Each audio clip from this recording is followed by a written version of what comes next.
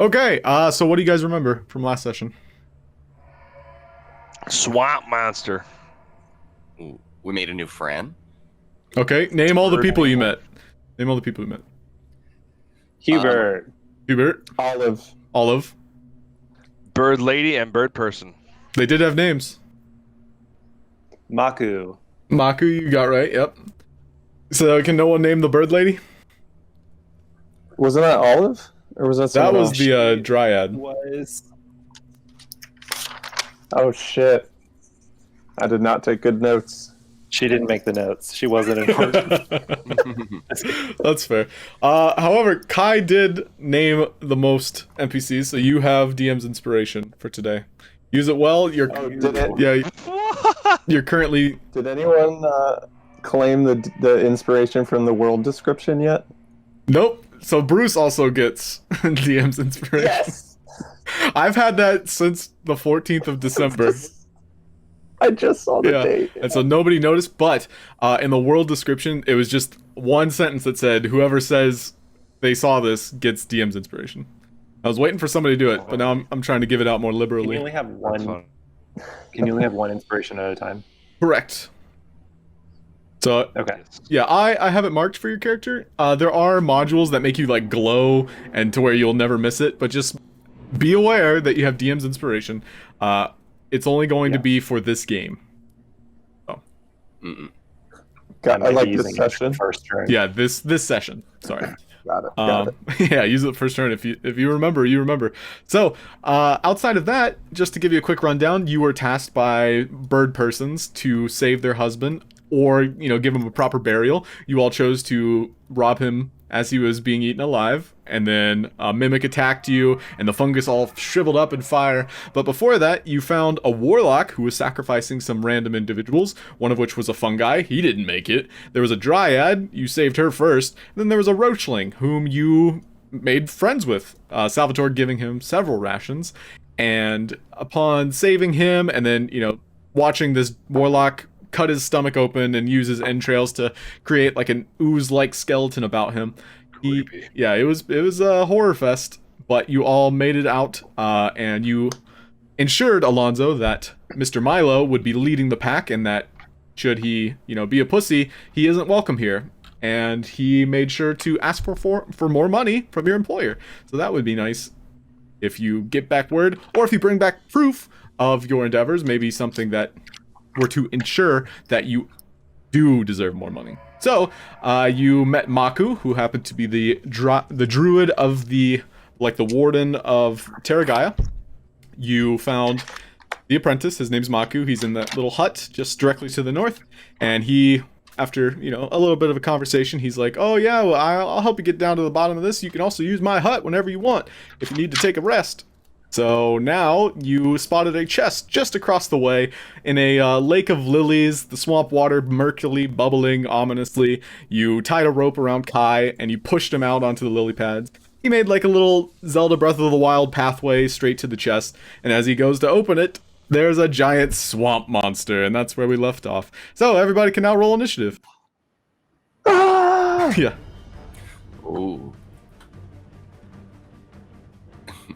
Is pulling someone back from a rope faster than them running away? Well, you all did try to pull him, and that was Bruce and Alonso and Hubert. Hubert being the closest to this murky pond, he's desperately trying to save Kai.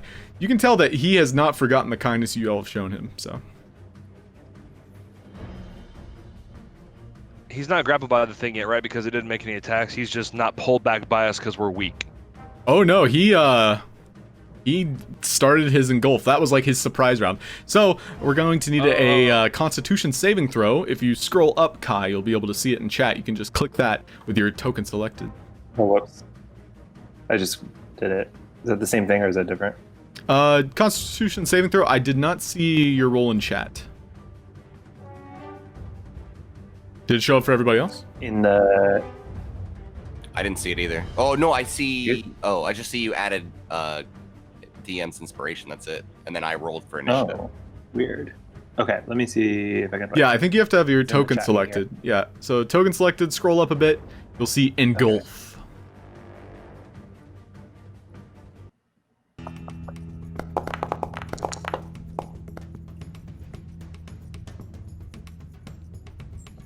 That rolled really Holy wrong. hell. Shit. All right, clicked on myself. Yes, and Constitution saving throw. okay. Well, yeah. I like your If you expend So your close. inspiration right now, Kai, you can win it because you did roll it several times before. Did they pop up? They did. I was about to say so, will. but you went ahead and rolled again. Hey. I was trying to keep it moving. Yeah, I'll use my inspiration because I was going to Okay. use it for that. You earned it. You did earn it. my so. very first. Yeah, I'm happy with that. Yeah, fair trade-off. After I robbed you twice. Right. So you watch as this giant monster starts wrapping these tendrils, these vines, directly around Kai's ankles, and then up towards his hips. And then as soon as he gets to his chest, you watch as Kai just goes full liquid mode, and now he's currently kind of like hovering. You watch as the liquid pries the vines off of him. So you are able to wiggle out. You are not restrained or any of the sort. So you're in the clear. You don't take any damage. So at the moment though, yeah, he is currently trying to grasp you once again. Hubert, however, is going to start us off. So it basically it has to attack him, grapple him, and then it can try to engulf him. Is what it's saying. Yeah. So I started with Gotcha. the grapple, and because he's not grappled, yeah, he got out. So no damage. Either way, yeah, he's out. Either way, he's out. Yeah. So. All right, so Hubert, looking for whatever he could do, he's going to start looking about. He notices the rope is still attached. However, it is starting to lose some strands. He is going to try and get in between the shambling mound and Kai here, and he'll offer his services. Kai, what should I do, buddy? What should I do? Let's take this thing down. Let's go for it. Okay. Yo, alright, I got my trusty sword here. Let's give it a good old shot. Shank, shank. Nice shank. So the shambling mound. Let's see if he has poison resistance. He does not. So with his poison sword, Hubert pulls out. You watches it as though the sheath itself is coated in like this acidic substance, something a roach might keep in his pocket. And so as he unsheaths it, it gets coated in this vile liquid, and he slashes directly across the face of this shambling mound. 11 points of damage. The shambling mound is going to attempt to grapple Kai once more. So it's going to be an athletics or acrobatics check from you, Mr. Kai.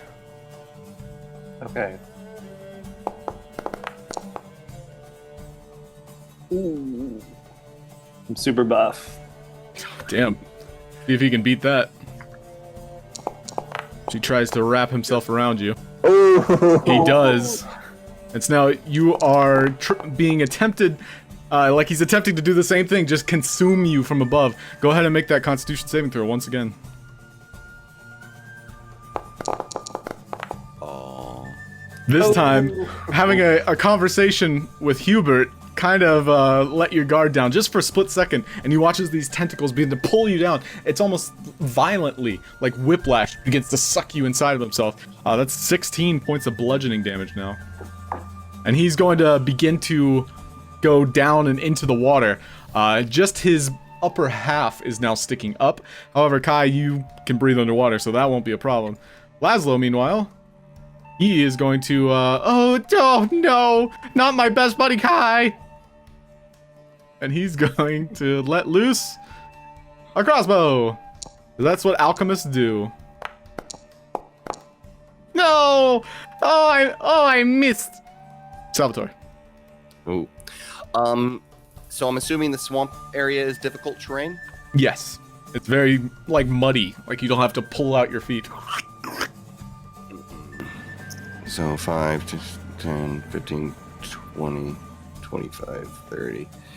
And I have 60 feet of movement, so I could get to him, right? Sure. Would I be able to attack the vines holding Kai, or is that like just sort of like a spell thing? Like I can't really like cut him free. I would say because he's currently inside the monster, attacking those vines will also hurt him. No. But that will free him. And the monster's currently running away into the swamp. With Yeah, it's Kai, just right? sinking down into the depths. Yeah. Okay. I'm sorry, Kai, but I want you to live. And so I attack the vines currently. I start hacking at the vines, trying to in an attempt to save Kai. And do you bonus action before?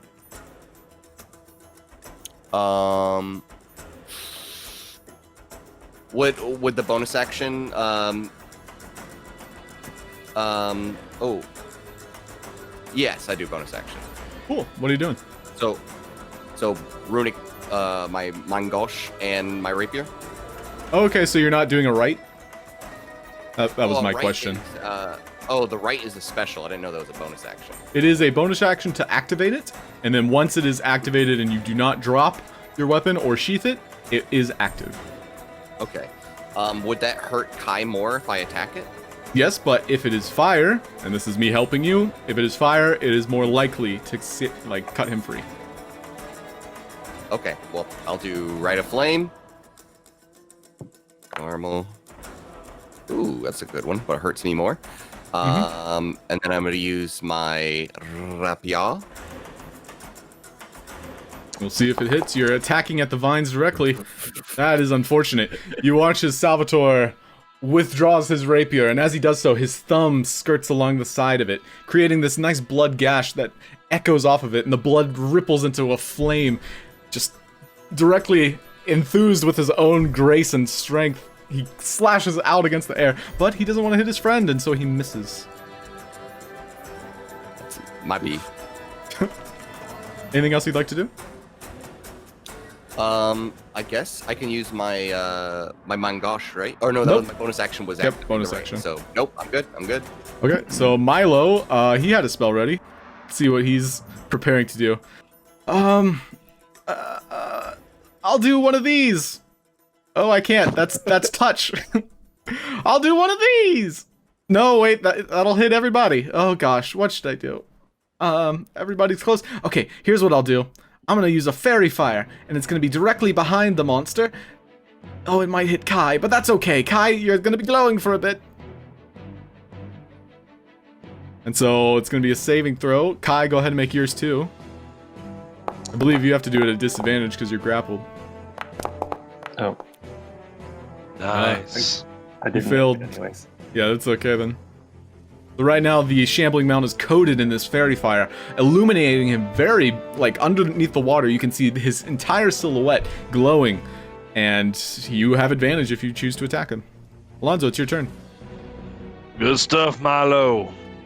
I knew you could come in handy. I'm gonna hunter's mark it because I think this might be a few rounds of combat, so this might actually be worth it. So hunter's mark. Okay.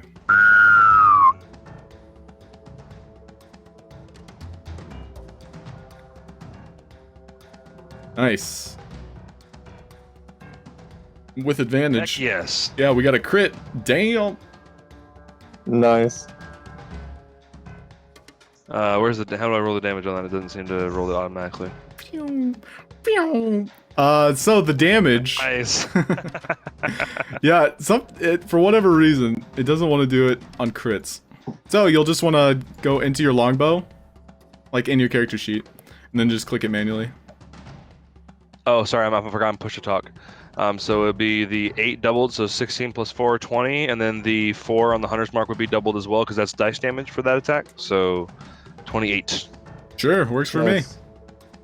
And he's not even phased. You watch as each of these arrows sink into him. Although finding their exact mark, it's just as though this big burly monster is full of just vines, and you're not really making any dents in it, so to speak. Is that your turn? Yeah, shit. Bruce. All right. Let's go get wet. Sort of. Does why it seem can't I like move? he's potentially resistant to the damage? No. He's just beefy. No, just okay. I'm Got unable to move my token. Sure. How far do you want to get? Just southwest of Kai. That catty corner him. Okay. Boom. I imagine that was all my movement. And let's punch the fucking thing. And you have advantage. I do have advantage. Holy shit. Let me do that again. There you go. Nice. Nice! 2 advantage crits. I like that. All right. Very nice. Sick. Yeah, I'll see if I can Yeah, fix I'll that damage not doing it. Basically, it's trying to see if like it hits. Like it's auto checking if it hits. And long story short, there's a way to target monsters, and we haven't been doing it because I think that's unimportant. Mm. So if you right click, there's actually a little button on the left side of monsters. Right click. Oh. Too many steps. I know exactly. There's an easier way though. So is that roll? That rolls just Oh, the yeah 2d8. That was the crit. That doubled it. Nice. Yeah, so I'll go in and just like grab a fistful of vines and just pull as hard as I can, just take a chunk out of it. Alright, hopefully that fixed it. So yeah, you pull out your bat knuckles, or I guess, are you always wearing your bat knuckles? How about that question? I'd like to think it's just part of my glaives, like whatever sort of a leathery thing I have on my hands. Yeah, so your it's just like a reinforced. like gloves, gauntlets, kind of, that have like these indents that have like maybe a piece of metal or just like a rough, like what is it, metal? Would you say? Yeah, either like like heavy studs with a bit of like cushioning behind them. Cool. Yeah. So your studded gauntlets, you essentially give it a good whirl and then wham, slap him straight in the head where you imagine its eyes might be, and you can tell it has a weak spot as it wriggles in pain from it. But yeah, nice point of damage there. How many key points do I have? I think you have all 3. Pretty sure. I do. I do. Yeah, I don't think you used them yet. Sorry, I have too many windows up. Okay, then let's do a flurry of blows. All right, let loose. Spend a key point for that. And yeah, do with advantage. Hold down shift. Fuck him up, Bruce! So that's 1, Nice. and that's 2. Save the water boy! There it is. Yeah, I don't know why I didn't roll that damage for the other one. Did you do anything different? Just curious. No, Between I the just two of them. held shift and hit. Yeah, maybe give it a second. That might be why. I had to think about it. Okay. Anyway, yeah, you let loose 2 kicks that land directly in those same weak vital spots. Yeah, he's taking some damage now. Kai, it's your turn. You're currently grappled. I would like to try to wild shape. Yeah, what are you wild shaping into? An agulator. An agulator? And my agulator. Or crocodile, I guess, technically. Oh yeah, alligators are, like, if you want alligators or crocodiles, I mean, they're exactly the same stat. There's also a stat block for alligators, but I believe it's just identical. So Then it's not yeah. different. But no, I'm saying for your reference, like, do you want to be an alligator or a crocodile? I think alligators are freshwater. So probably an alligator. Okay, sounds good. Yeah, as you're squirming, you let loose this primal sensation in your mind. What do you say or do to like permit this transformation of your body? Oh. I grasp the mysterious tooth that I have hung from my neck as it's an old keepsake from some aquatic beast, and channel my aquatic beast Nice. inner spirit. Ooh. Yeah, you just engage with this bestial primal awareness within that everyone and everything is connected. Why not be an alligator once in a while? So yeah, you shift into an alligator. I will say you have advantage breaking out of the Constitution saving throw. I don't think wild shaping removes you from it, as it does in video games. But Gotcha. I'll let you do that right now because you're I am starting large. off. Yes. You are large, yes. Sweet. I am large now. So go ahead and make a Large. Constitution saving throw. I believe you'll be doing it from your Druid creatures section. So if you go to your actors panel, and then just have that crocodile page open. Okay, so how do I do that? Yeah, so in the actors section, there should be a creature named Crocodile. So you'll click on him, and that'll open up the page for him. Yep. And then Constitution should be on the left. And you'll get 2 rolls, because you have advantage. Is that a saving throw, right? Yep, saving throw. Versus a ability. Oh, Ooh. man. I like that one one. more. Nice. This one is just enough to break free. So Beats it. you turn into this giant crocodile spinning with a death roll, lashing onto one of the vines, ripping one of the tendrils off. Yeah, you're free. Where would you like to go, if at all? I like it. Yeehaw! I'd like to make sure I'm between him and Hubert, because I don't want Hubert to. I feel bad for bringing him into this. No, he risked his life for you. So yeah, you're just trying to protect him. He's a little taken aback, that's for sure. But yeah, that's your turn. And that's my turn. Yep. All right, so Hubert, in roachling fashion. Thank you. All right, well, I guess now it's a throwdown. Oh, unfortunately, yeah, he pulls out his short sword.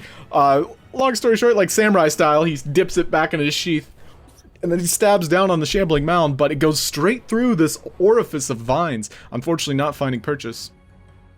Ah, damn it. Shambling mound, though, is now going to lash around. Let's see, I'll roll a d4 for you guys, just to see who he grabs. Yeah, everybody's fucking slashing at him, so... Yeah. Oh, he's gonna grab Hubert. And so, Oh no. Hubert, he's going to slam with 2 multi-attacks. Ooh, maybe. What's Hubert's AC? maybe. Oh, Hubert's kind of a peon, so yeah, he's going to get slammed, bludgeoning twice. You hear a sickening crunch as both of them slam into his sides, and comes back tunified as though he's like a vertical mass of just what you would see at like a scrapyard compactor. Hubert is unconscious at the moment. Oh, Hubert. fuck. I said Hubert is unconscious. There he is. Laszlo is going to, oh, not Hubert. Anyway, lightning crossbow. Ah, damn it! Alright, that's his turn. Salvatore. All right, it is take 2, and I slash violently with my rapier. Alright, the flame's still ignited. Ooh, 15 barely. barely hits. Yes. Nice. And so you sink it in. Nice. and I continue with the damage with my runic Mangosh. Yes, and losing a bit of your armor class, your dexterity, you still do find purchase going aggressive with your Mangosh. And yes, go ahead and roll your right damage as well, don't forget. Ooh. It's the same button. Where would it? Same button. Yep. Does it hurt him each time that No. each turn, or just the first time that he Only uses to it? activate it. And then it goes away once he sheaths it or drops it. Mm-mm. So it's an extra 2 fire damage on top of that. He's still glowing, by the way, so don't forget your attacks do have advantage. Milo, meanwhile, is going to go ahead and... Well, I guess I can help. Light crossbow! Nice. So 3 piercing Good damage. shot, Milo. Alright. Your turn, Alonso. Do we still have the fairy fire on it? Yes, he does. All right, cool. Oh, looks like this one needs a little more spice on it. And I'm gonna stomp on the. Oh man, that music got louder. I'm gonna stomp on the ground and planar warrior him. But I'm gonna take the shot first before I click the button because it seems to roll the damage. Nice, yeah. Direct hit. You watch as the arrow fling, with a sharp whistle, like this. It begins to echo through the swamp water. You watch as it ripples as the sonar pulse, the sonar pulse ripples the water itself. Love it. Sinking directly into the shambling mound. You watch as the vines had started to wrap around where it intended it to hit, but the arrow itself kind of like self-destructs inside of him. Yeah, that's pretty good damage. Anything else? That's all I got, man. That's what I do. Bruce. I would like to, if possible, just kind of keep an eye out around me. I know I've already used my action and bonus action, but I guess, is my passive perception picked up anything else? Is there anything around us? No. You go ahead and roll though, just in case.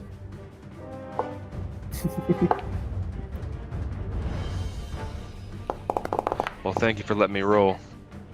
Nice. Yeah, for the moment, everything kind of is avoiding this entourage. There's literally 7 of you kind of like stomping through the forest, but the shambling mound seems to be the main fear with a lot of the creatures and just overall like the plant life itself. Everything's avoiding this kind of like pool of decay. So Bruce, it is now your turn. Quick aside, I'm getting the game paused icon. I don't know if that has anything to do with me not. Oh, I can move now. Yes. There it is. Okay. Yeah, it's whenever I hit spacebar. Okay, so I will try to just tear some more chunks out of this thing. Yeah, punch away. You have advantage. Oh, I keep forgetting. Thank God. Yeah. So yeah, this first hit, whammo. By the way, don't forget your sneak attack. I did, and it was on the crit, and I'm so mad about it. So I will. I'll just make an unarmed strike and as the bonus, and then sneak attack. Nice. Get some whammo bammo damage as you pow, boom, pop, bada bing bop, pow. Wait, Perfect. I think I have a button for this. You get the button. Wait, there's a button? Yeah, some fisticuffs. As you're slamming into the swamp. Quiet. Is it? I think it might be my settings. I'll turn down the music a little bit. But anyway, so that was your turn, unless you wanted to move away. I do not. Okay. Kai, it's now your turn. Is Hubert underwater? Hubert is... Yeah, he's underwater. He's beginning to sink into the mud, Is yes. Does he look salvageable, or does he look crushed beyond repair?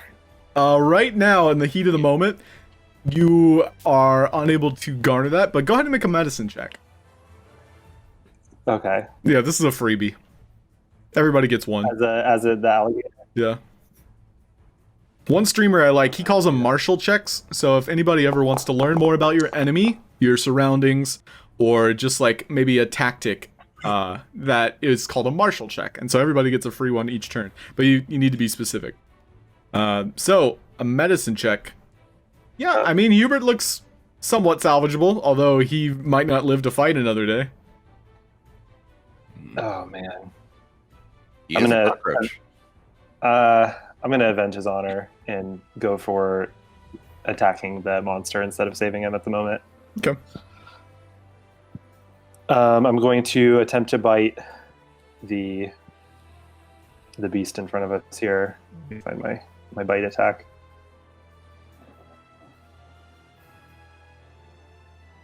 Attack.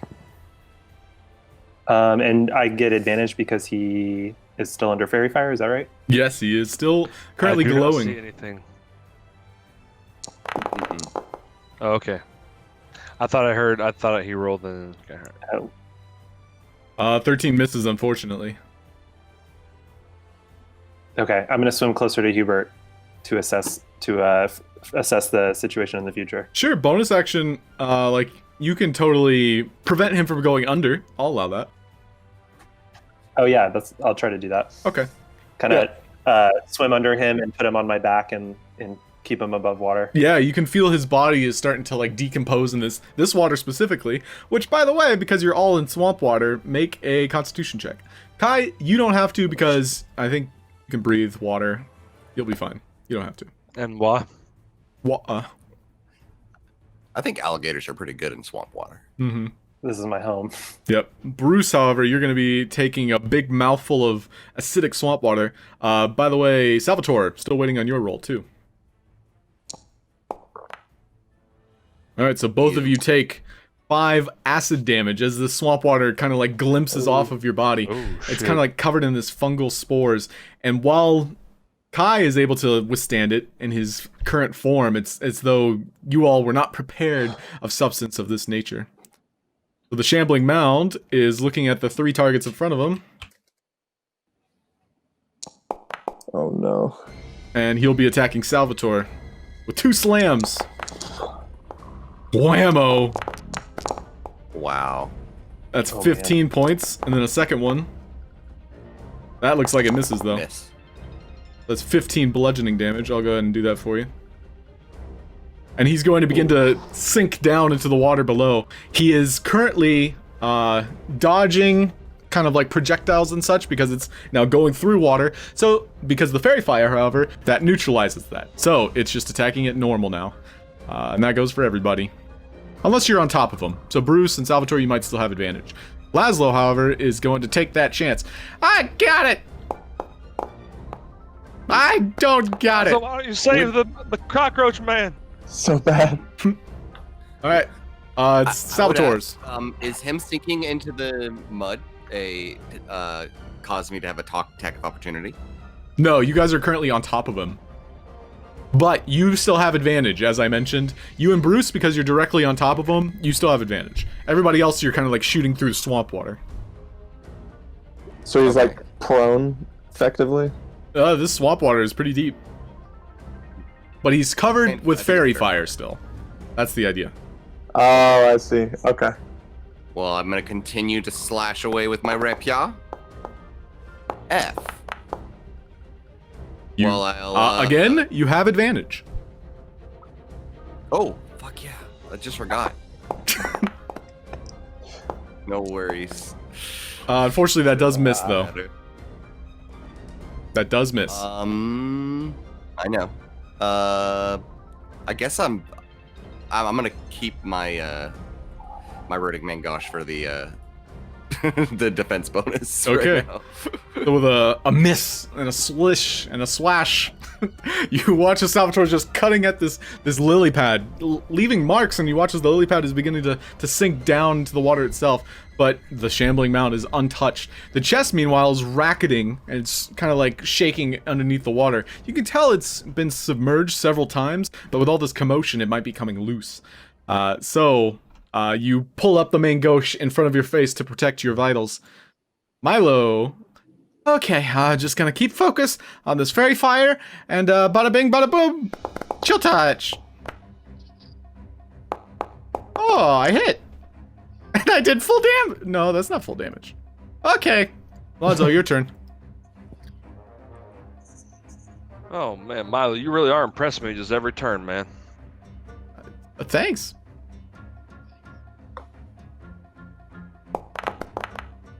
All right, that's a hit. Nice.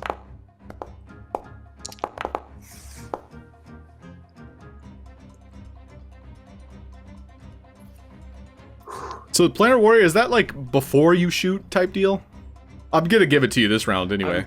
I believe it's before you shoot. I'm clicking it after I shoot. I'm clicking it after I shoot because I'm just wanting to do the damage because it rolls the damage preemptively. So it just like I'm waiting to roll the damage until after.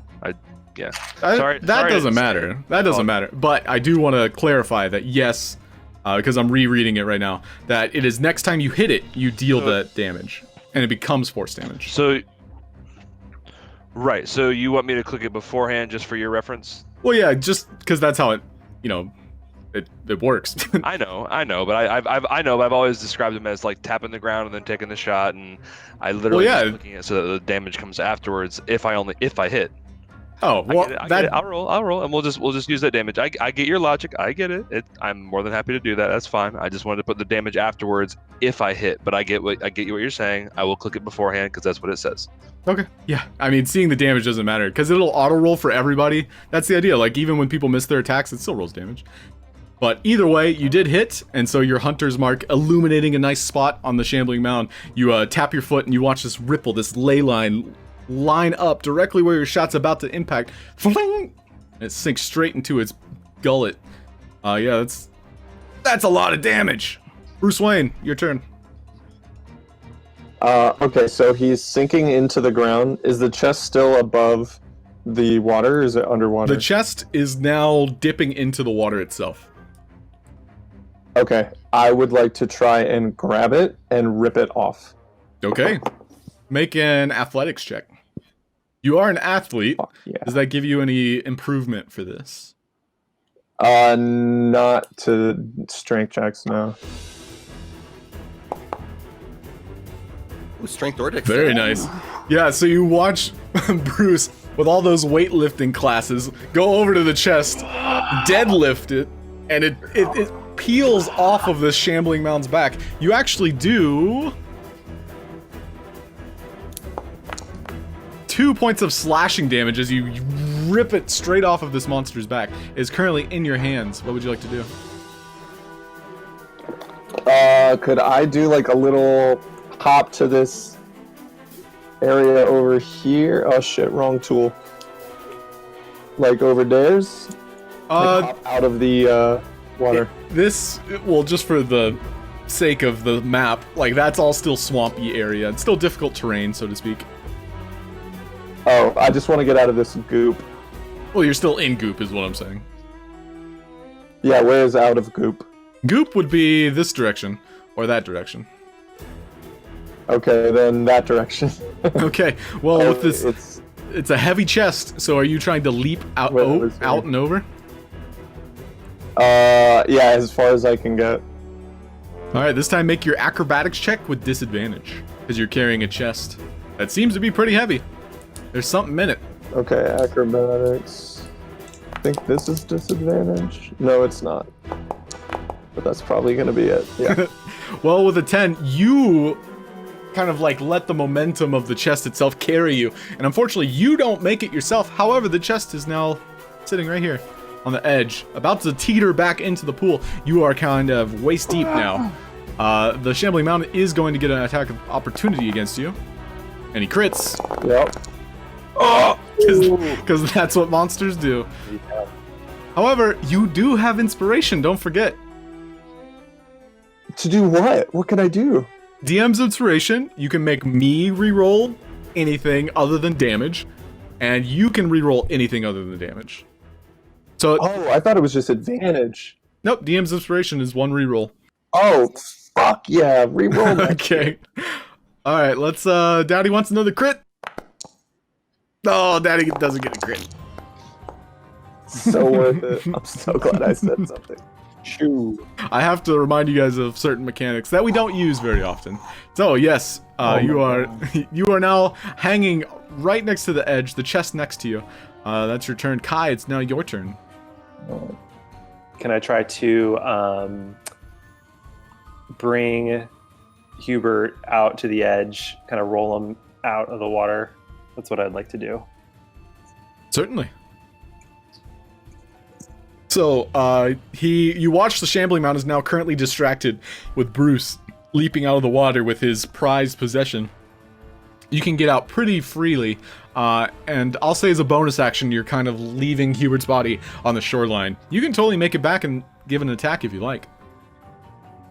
I would love to do that. Okay. So I'll swim over, drop him off on the edge of the water there, and then loop back around and go for a chomp on the monster here, Sounds good. Go for it. which will be attack. Is he still under fairy fire? Yeah, you do have advantage because you're in melee. All right. Whammo! Yeah, 22 hits. Go ahead and roll the damage if it lets you. Let me see If not, you can click inside of it, and there should be like a little button you can click where it's like 1d8. Yeah, let me find that real quick. I think it's a D10. Nice.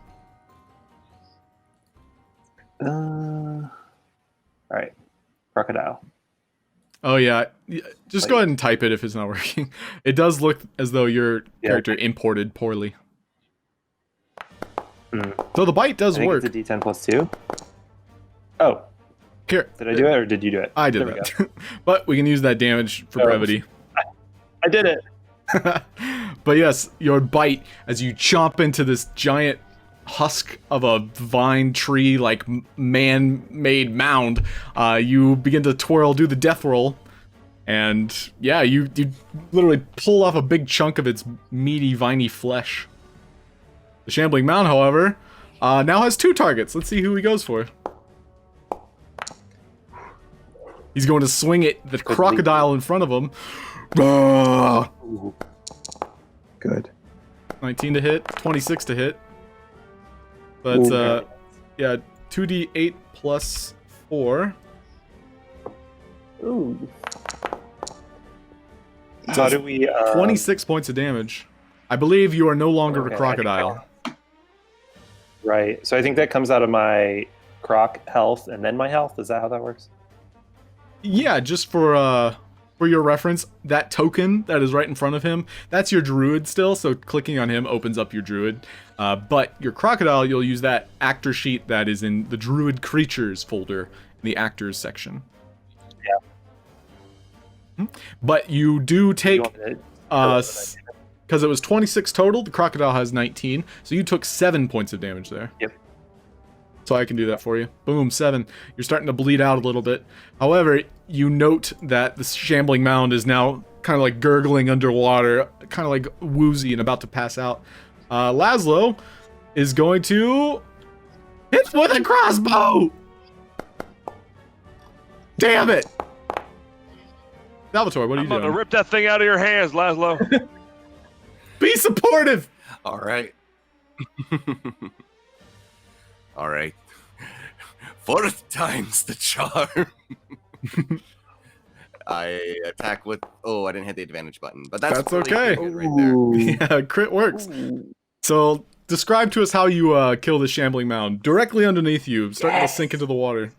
Nice. Ooh, I see it, and I imagine the fairy fire exposes some sort of weak point, and then I thrust the rapier directly towards it, hopefully shattering some sort of video game-like orb, disabling the magical energy that brought this mound together. Yeah, go ahead and make an investigation check.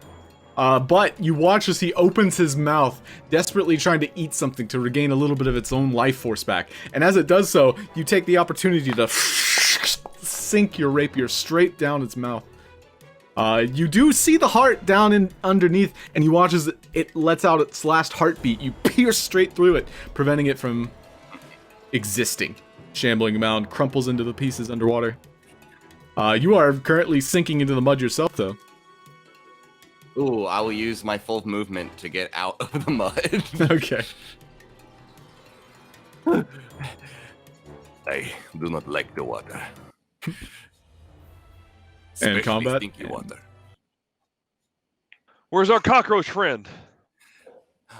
Ooh, and I run Hubert. towards Hubert. You look upon Hubert, and like a junkyard compactor, you watch as his body has been squished directly. He looks like a Twizzler, and and there's like crackling sounds coming off of his carapace as it starts to peel off from the sheer impact. Oh no, Hubert. Hubert, I'm so sorry. You did this to save me.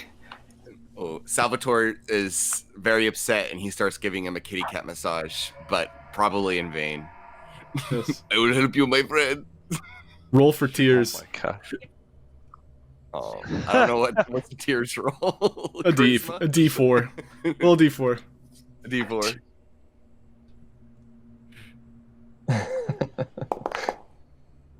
Three tears. Yeah, as 3 tears fall down your face and reach his body. You watch as he squirms a little bit, and his demented hand reaches up and just pets your face a little bit. Oh my god. My sweet brains. I always Remember. wanted a friend. And you have one forever. Thank you, Salvatore. Mm-mm. And he dies.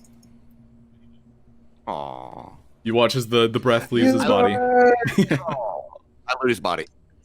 Yeah, make an investigation check. I look for a memento, I should say. I don't find anything. Yeah, your eyes are too... Oh, wait, can you see this? I'm, like, moving the dice around. That's interesting. Oh, no, I can't. That's cool. Anyway, you watch as Salvatore, his eyes brimming with tears, these tears preventing him from getting a good grip on his pockets. Laszlo walks over. For research purposes, would you guys mind if I, took some of his bios samples? I think he would have wanted this. Mm-hmm. I mean, yeah, I think anything to help further research. Hubert's life would be in vain. For research, You were yes. not just a soldier to us, Hubert.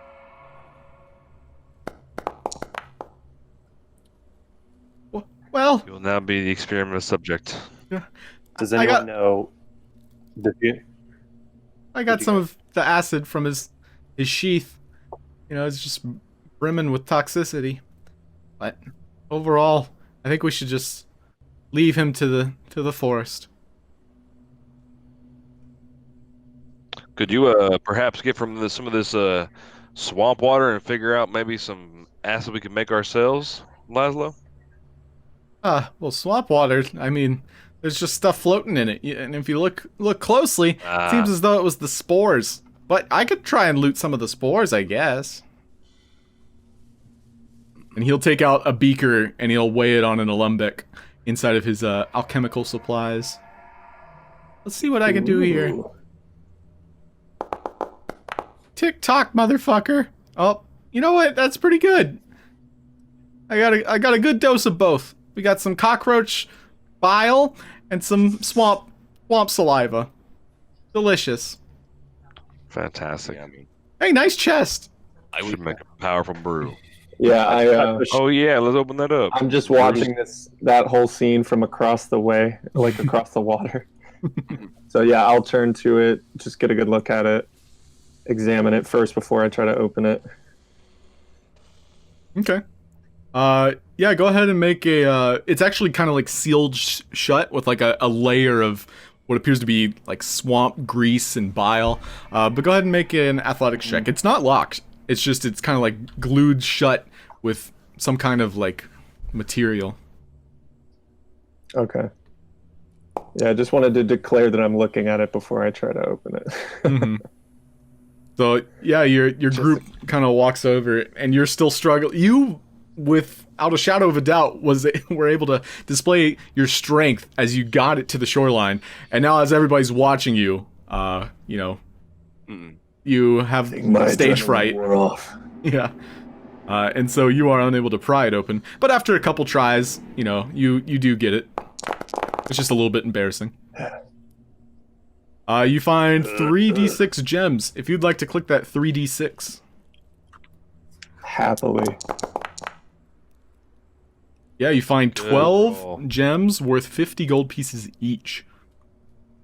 Damn. And those of you, Any if you want anybody wanna specifics, put this in their bag? you don't need specifics. Like if it doesn't matter game wise, I don't care. But if it matters, They're all regional. precious It does for material, some is it spells. Yeah. They're mostly garnets and tourmaline. So basically, those are gems that are like they come from this region. They're very prominent in this area, and so he's kind of been collecting them over time. And everybody make an investigation check as you're looking through this chest. Mm. Totally empty. I ain't see shit in there.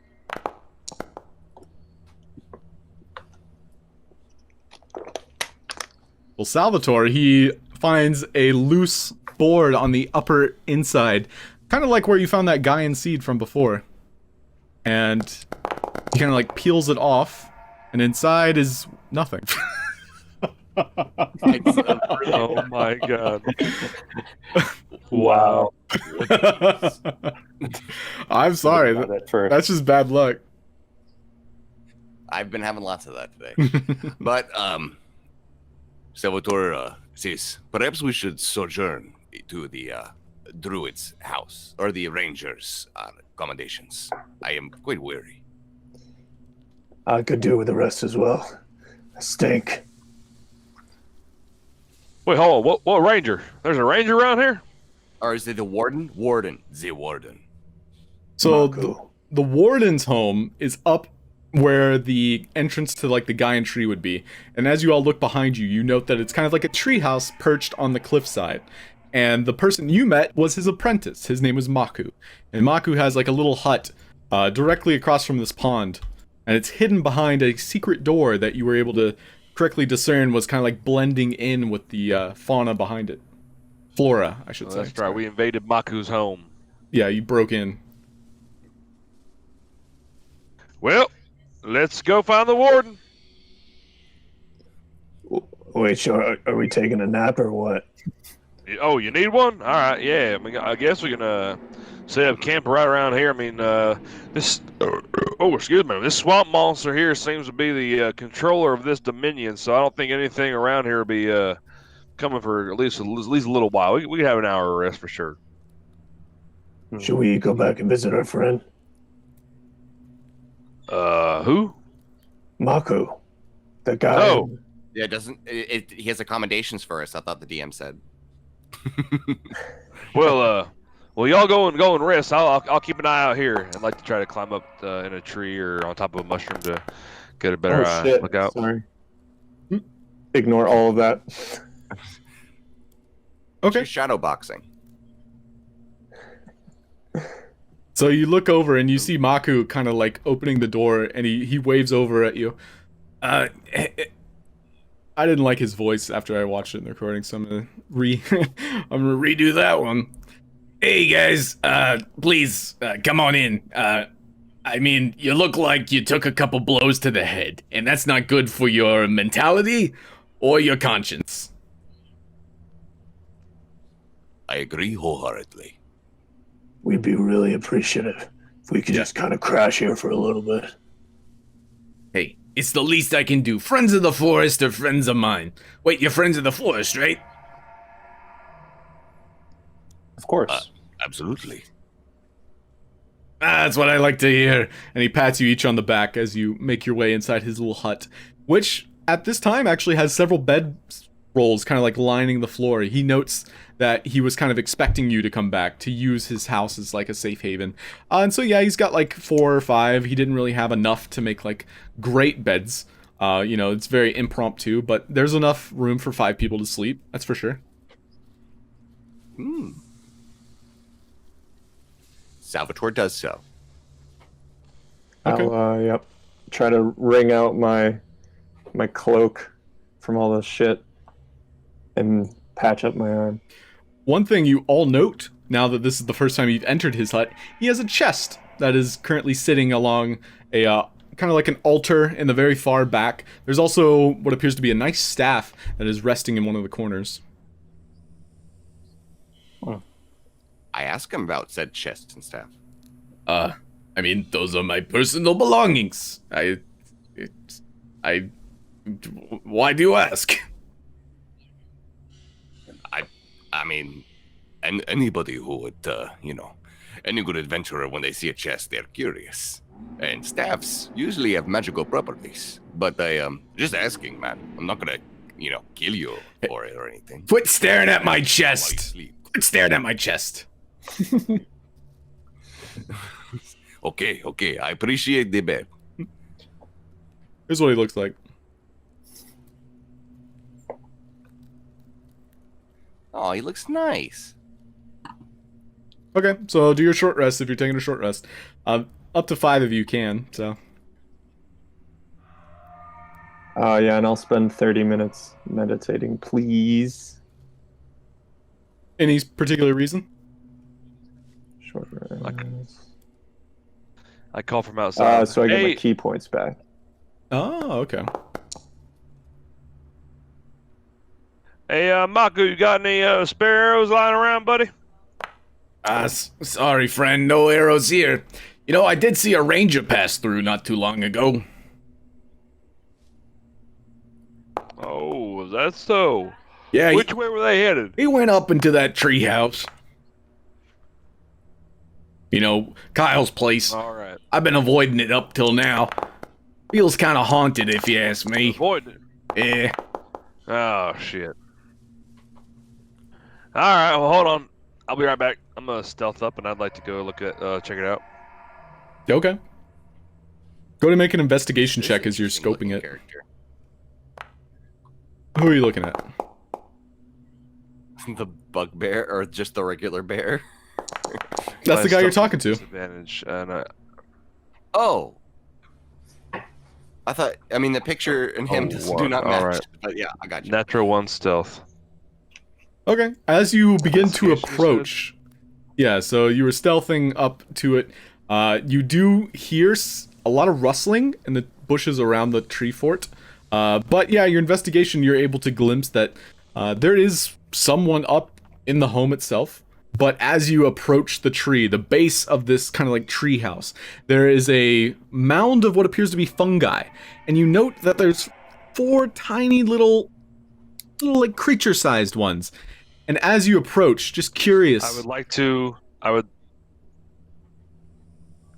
ready a disengage to get like away ASAP. Sure. So, as you kind of approach the tree itself, these creatures, these fungi that look like little human beings, they turn towards you.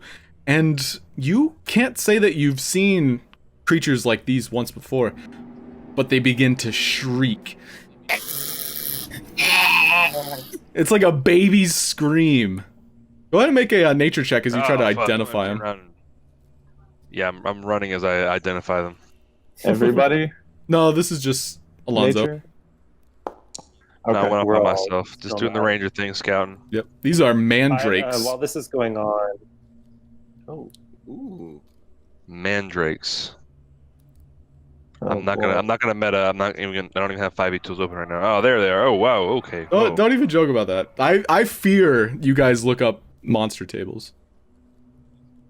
I promise you're the only one that thinks about the whole DM versus players archetype.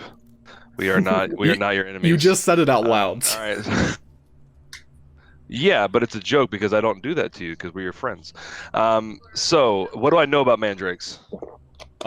You've never really encountered them in the wild. These seem to be kind of like from a different region, as though someone might have planted them, maybe out of experimental purposes. Yeah, are they like coming towards me or are they just shrieking? They are shrieking defiantly and defensively. And so you're able to get away. Okay. All right, cool. I'm gonna get back to the Maku's hut. Just saw a little thing called mandrakes. Haven't really seen them in person, but apparently they do not like being approached. They are loud and screeching, and I don't know how we're gonna get into that treehouse without getting around. We have to climb. Yeah, are any of y'all good at climbing? I can climb. You saw how good me and Kai were at climbing.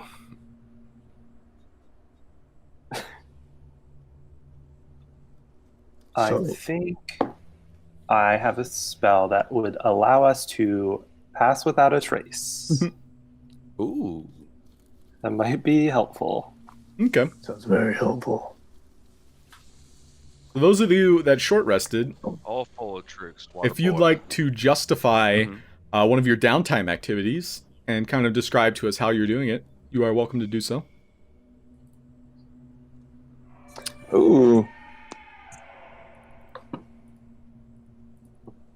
Could I still do downtime if I have to meditate? Would that cut into that time or anything like that? No. I think the meditation is more so, like that's what your character would do during a short rest. Okay. I could train with my bolus.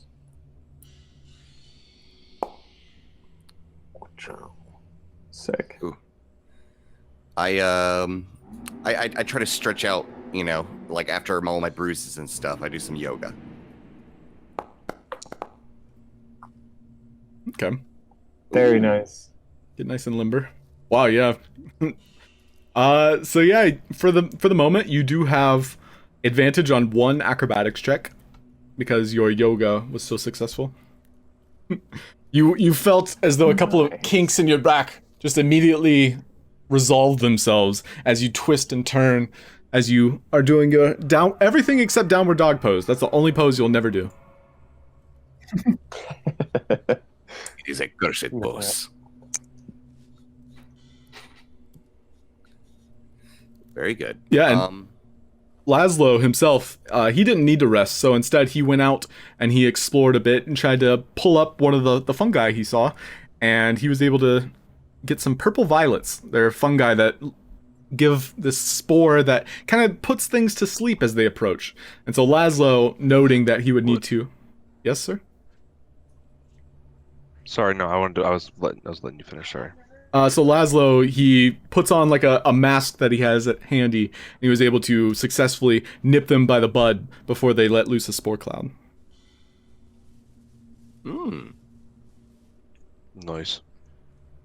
Would I have been able to go and do that little scouting and come back and join them for a short rest, or would that have been during that time? Like, how far is it? Is it as far as it shows, or is that kind of just like for reference? Well, you specifically wanted to scout instead of short rest, is what you told us. No, I know. Is there anything you wanted to know. gain from a short rest? Right, no. Well, I just remembered I was just looking at what I could do, and I just remembered that I can detect a portal, and that resets on a short rest, so I could look and see if there's a planar portal around us, and then short rest and get that back if, you know, potentially we needed it. You can totally use it, but would you like to try and detect a portal? Yeah. Okay. So you take a moment to just become aware of your surroundings. You tap into the earth below you, and you feel these tethers, these ley lines begin to emanate from your soles of your feet. And you watch as there's one very vibrant pulsing that comes from the great Terran tree. There happens to be a portal very close to you, less than a mile. Way less than a mile. But you do feel these tethers also to very distant portals. They're just so far away that you can't really pinpoint their location. But this one is very vivid in your mind that the tree is giving out and pulsing, emanating with this vast portal. Oh, so I can sense it in the direction of the tree. Yes. Nice. Yeah, there is a, I don't know what's going on with that or the tree, but there is a portal to another plane. I'm not able to tell what kind, but I know there is one, and is coming directly from the tree. Do you think that's what could be causing all of this corruption? Could be. What does anybody know? What plane would, you know, lead to this kind of landscape around us? Do I know anything about it as a druid? Is anyone here proficient with Arcana? Laszlo is. Nope. Let me think about it. Nope. Oh, wait, you know, I heard... I mean, this is Terra Gaia, so maybe it's like a portal to the elemental plane of Earth? That might make sense. Elementals? Could be. Oh my god. Is this, do we know if this is normal for the Terra Gaia trees to have a portal attached to them? Those of you Remember, proficient... Terra Gaia is the name of this one. Oh. Yeah, this is like a daughter tree. So if you think kind of in terms of like a hierarchy... Terra Gaia, yeah, Terra Gaia is like a daughter tree, and then Call Gaia is like the mother tree. Is the main tree. Yeah. Okay. So if it's named Terra Gaia, it might make sense for it to be associated with an Earth elemental plane. Yes, it seems as though, like, especially with the region that you've been traveling, this is a very Earth-heavy region. Like, the elemental of Earth is very prevalent.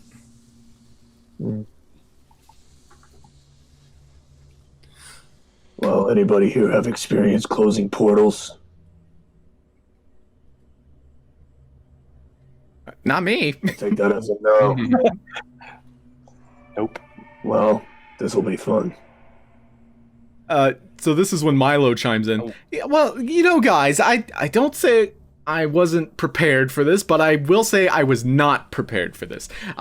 Closing a portal is not what we came to do. We just came here to figure out what's wrong, and then we report back. That's all we need to do. We don't have to take things into our own hands. Like, we don't even know. Well, apparently now we know that there's a portal up there. Yeah, but if that portal's what's causing all of this evil, it's our duty to take care of it, to protect this place. But I'm telling you now, that's not our duty. That's just you justifying it. You are the leader, Milo. Lead us to what we should do. I think we play it safe. We go inside the tree, we check out the shrine that's inside. That's where all of this seems to be emanating from. If we can solve the problem, that's perfectly acceptable. However, we don't have to. I think we need to look at it and set the bar low for ourselves. I think you guys are putting yourselves in danger, and you're trying to ensure that you get paid for it. And I want you to get paid for it. Okay. I think our path is quite clear then. My friends, shall we sojourn towards the entrance to the shrine? I'll get up and walk out without saying anything. Let's move towards the tree. Okay. And so you're Can casting... we do a... Oh, what's up? Oh, sorry. I was going to ask for a walk and talk. Oh, for But sure. let's do spells first. Yeah, I heard pass without a trace. Yeah. Is that what's happening? Yes. So, for a short rest, I wanted to get back a second level spell slot if possible. I don't know if it gave me the option to do that for my natural recovery. Yes, I did will. the short rest. I will do that. I will So I'm gonna. plug it back in. Okay. Beautiful. All right, so everybody make a stealth check as you're now going up to this very steep incline of stairs that lead directly up into this treehouse. And you pass by... Yes, plus 10 for whatever you roll. Oh, thank God. Mm-hmm. 18, yay. On the walk and talk, though, sorry, I just wanted to inquire about the mandrakes, if we had a plan for the mandrakes. Well, I figured that if we were quiet enough about them, or if we stayed up out of their way and just got to the entrance of the treehouse without having to even go near them, we'd be all right. But just in case, what happens if they do see us? And they We start we kill them. We kill them. That's it. I mean, that's not a question, man. We blow them up. It's fine. We got all sorts of things. We blow them up. It's cool. That's all right. All right. Do I know anything about mandrakes? Sure, make a nature check. Alonso, you can make a nature check too, if you like. Now that you've kind of like avoided their piercing shriek, you're kind of able to collect your thoughts a little bit more. Mandrakes are lettuce-like sproutlings, like they're little baby-sized creatures that have lettuce that kind of sprout from their heads. And most farmers will pull one on accident, and that's kind of like a folk tale that is passed around. Like, always check the roots before you pull, especially with lettuce. And so... But they're not. But they're not... What? They're not really aggressive. They are aggressive, at least in this area. The ones that you've just encountered, they seem to be kind of like in fear. They're kind of like all hurtled around this giant spore-like mushroom that is currently raining like a little drizzle of spores on them, and they're kind of like picking them out of the air and eating them. But these all have a leafy-like head, and the whale itself, you just want to plug your ears. They seem to have very good healing properties if they are ground up into a powder and brewed for a long period of time. It's very effective with like poisons and many diseases and afflictions. And they flower once a year. That's all you get to know.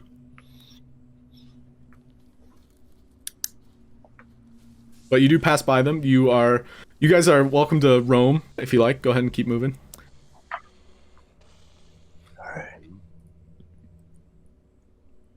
Yeah, come back soon. This is Maku talking. Oh, damn. What is this hole? Goodbye, Thanks, Nico. Maku. Thanks, man. So there's a giant pit that appears to have like a a bottomless tar-like liquid inside of it. But there My are God. several ferns that line the northern wall. Nobody get close. Let's What does it look like? let's check on the warden before we go any further. I'm gonna try to see if I can get up to the treehouse without disturbing the. I want to see what this says. Approach with caution, my friend. There's a skeleton. There is, in fact, a Where's the skeleton laying on the map. It's a good visual reference, but yes, Oh. directly in front of the skeleton lies several green, yellow, amber crystals that are all along the tree's roots. 1, 2, 3, nut it. Who's gonna touch these? But we don't have to touch them at all, man. We don't have to touch them at all. Why don't we just go talk to the warden? Let's go talk to the warden. It doesn't seem like those crystals did any well for this dead fella here. Guy, do you sense any evil coming from the crystals? No. Do I sense evil coming from the crystals? Make a Arcana check. If anybody's proficient with Arcana, they can roll. My neutral strength. Mm-hmm. Well, as you gaze upon these crystals, they seem to be kind of a raw source of earth energy, specifically those that might be used in runestones. Runestones, you say? No.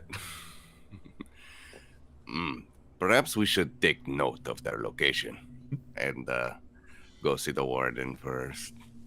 Oh, Noted. I mean, I did pick up this runestone not too long ago, and he pulls it out of his pack. Oh wait, that's the fake one, and he puts it back and he pulls out the real one. It's one of those Virgo runestones. I think Alonso has one too. Oh yeah. I hold mine up and match it to his. Mm-hmm. My friend, I would beseech you. Perhaps I could hold on to this runestone for a while. It would increase my abilities to help the party. What would you do with it? I would do whatever I can to assist you and my friends. Yeah, it works for me. So he hands it to you. Thank you. There you go. It's in your inventory. And I slap it onto my runic mangosh. Like Ben 10, you watch as it locks in place and it begins to Oh pulse. my god. And as you know, I feel the everlasting elemental powers. yeah, You all fall before me. No, don't say that. Salvatore is on his path to becoming Captain Planet. And through your training, you understand that utilizing the same elements is more effective than individual elements. So earth and fire, they might combine, but they really don't have that same compatibility as two fire or as two earth. Okay. And so you all are climbing the treehouse? Is that correct? You have other paths before you. I'm Is this going to the treehouse. a proper door, or is it just like a knot in the tree? Yeah, it's basically like a staircase that leads up to this apparent treehouse. Basically, like a cabin that's jutting out of the tree itself. Kind of like perched up. It's got like wooden platforms that allow it to have like a balcony overlook of the entire forest. Does anybody remember what Olive told us about the warden? He went crazy, right? We should have asked Maku about the warden.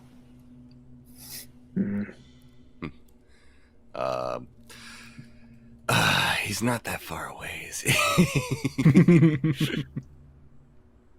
Is it like 30 feet like it is on the map, or is it I'm moving ahead of them. I'm going in. Okay. Climbing it. Yeah, I'll walk in too. All right. I'm going for it. Everybody make perception checks as you're climbing this staircase. It's winding around the base of the tree. It basically goes back and forth. It's very steep. It's like if you were to pull up like a staircase that a monk would climb to get up to the top of the temple. It's kind of like that, where you have to like place your feet in these grooves as you climb the spiral staircase. You all look out over the canopy of trees, and you note far off in the distance, Alonso, that there's like a giant moving mountain. And you specifically are the only one that can see it with such great vision. Go ahead and make a nature check. What the hell?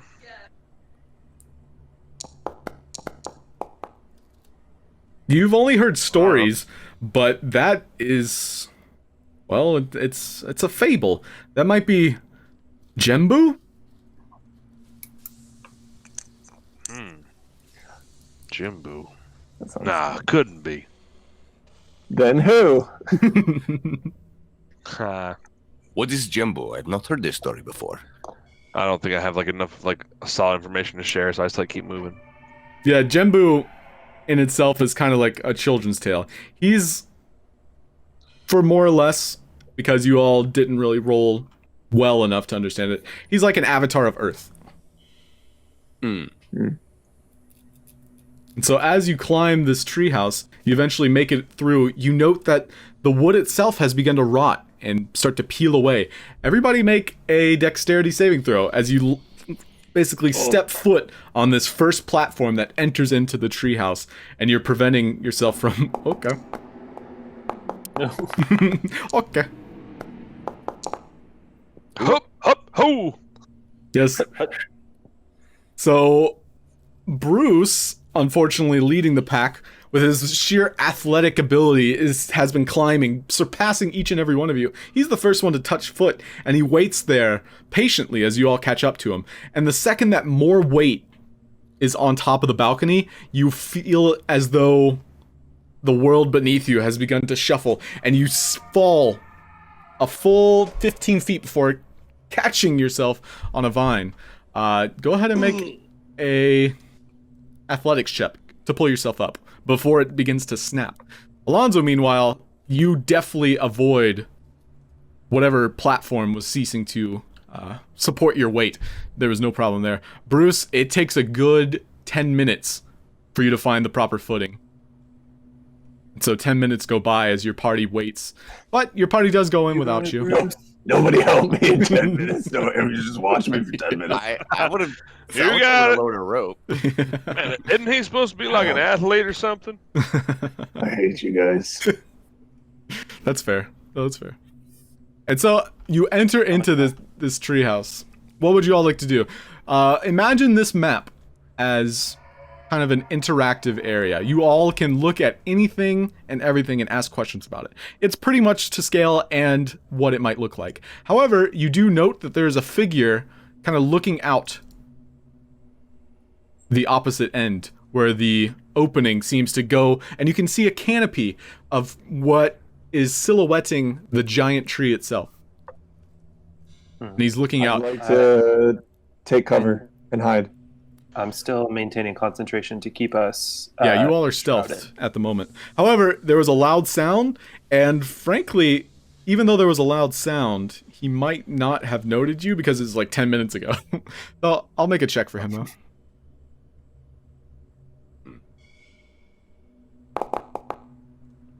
Private roles. Oh no. Oh yeah, he turns around and he's looking at you all as you approach. Ho, stranger! And so you say that out loud, but as you get a better glimpse of him, he looks very familiar. Go ahead and make a history check, Alonso.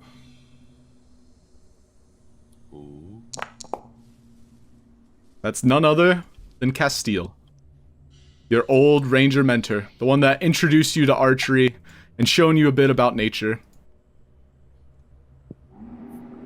And What are you doing here, Castile? he crosses, he deftly walks over a plank that seems to be made out of a tree, and he crosses over, and he doesn't shout across the the building as you did. He approaches. He's not even 10 feet away as he salutes you with a ranger and druidic greeting. My, nice to see a friendly face in these parts, Alonso. Heaven forbid. How have you been?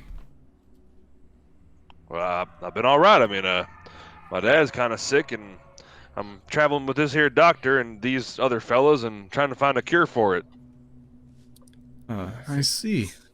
Well, as your good friend Castile will tell you, this area is in dire need of our assistance. And as rangers and druids, much like yourself, young man, I think we have the ability to help.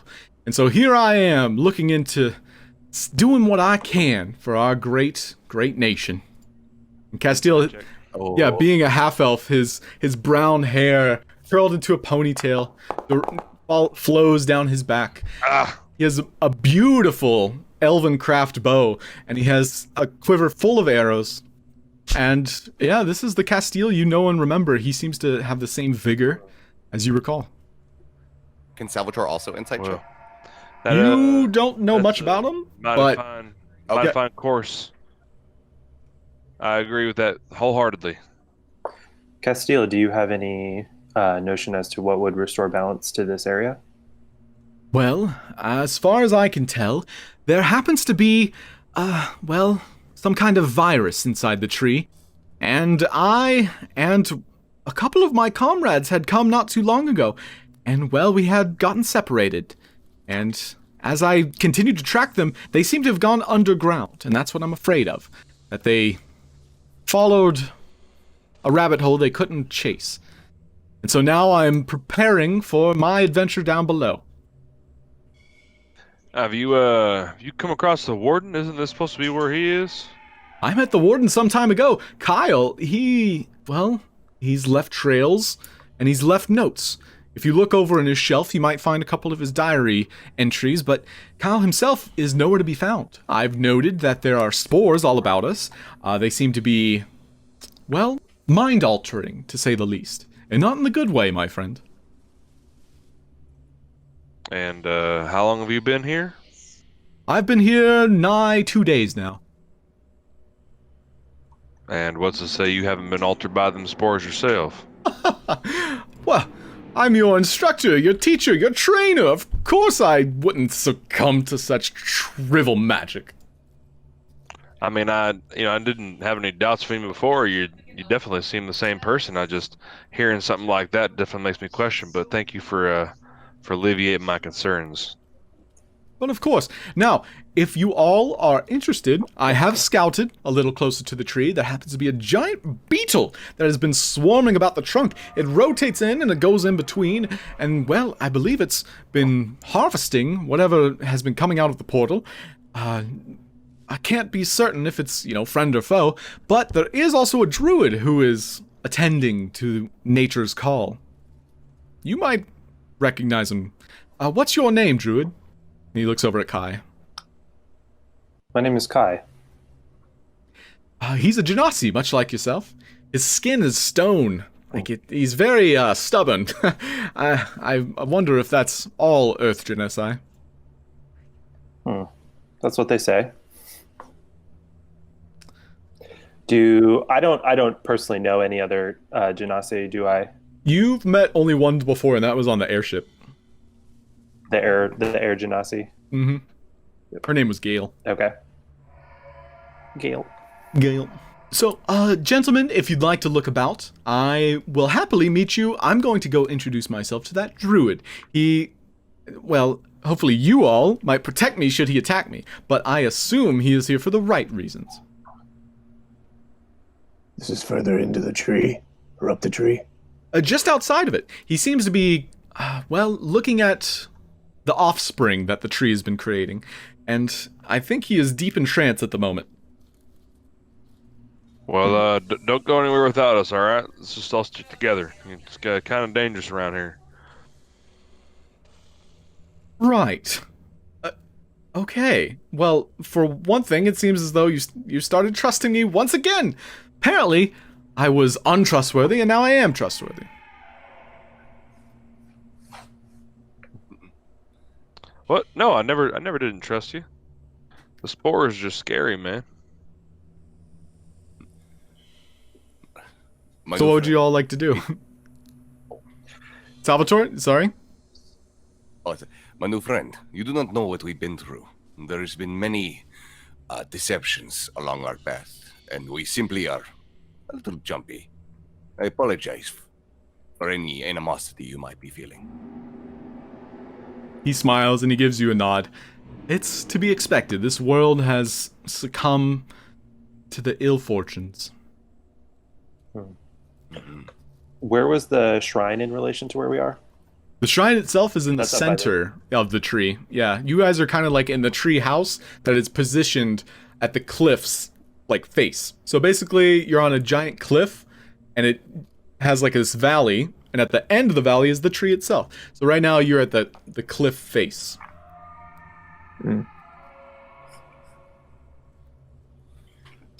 Well, if this is gonna get us closer to the... What was it? Terra Gaia. See, we should do it quickly. Milo, what do you think? You actually look over at Milo, who is now tabbing through pages of books that he's pulled off of shelves. A couple of the books that he first grabbed seem to have like fallen apart in his hands. Whoops. And he's kind of like he's using the pass without a trace to avoid everybody's gaze as he's deftly scrubbing and skimming through every single book. Well, I suggest we do our research. This is what I was taught as I took schools aplenty at the Aquarian College. I'll walk up and take a look at one of those diaries. Here, I actually found a journal entry. It's from Kyle. He talks about one of his meditations and how the tree began to speak with him. I believe there's more. However, they all seem to be in tattered disarray, as though he took different journals and he would stop mid-part, and then he would grab a new book, an empty one. However he thought of that, I don't know. And then he would begin to scrawl in that book. So I must continue my search, but I am going to look in every book I can. I can help you with that. Sure. So if you'd like to help him look through and 4 journal entries, make a investigation check. That's what I fucking do, man. Did everybody see that journal entry thing? Yeah. Okay. Yeah. That was pretty cool.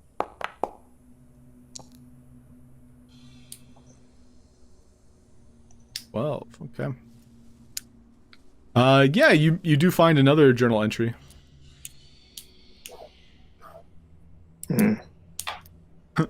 I gotta make sure I give you the right ones. Let's see. Wait, if I close it, is there a way to find them again? Here, I'm updating the same one. Oh, I see. Okay.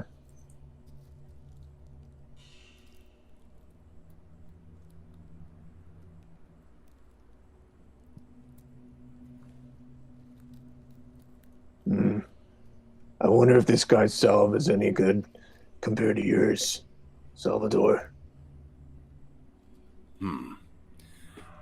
It's hard to massage a tree.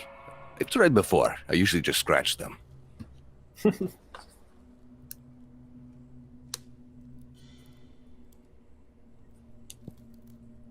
Is anybody doing anything else? Ooh. I think we need to get this seed to the heart core of the tree.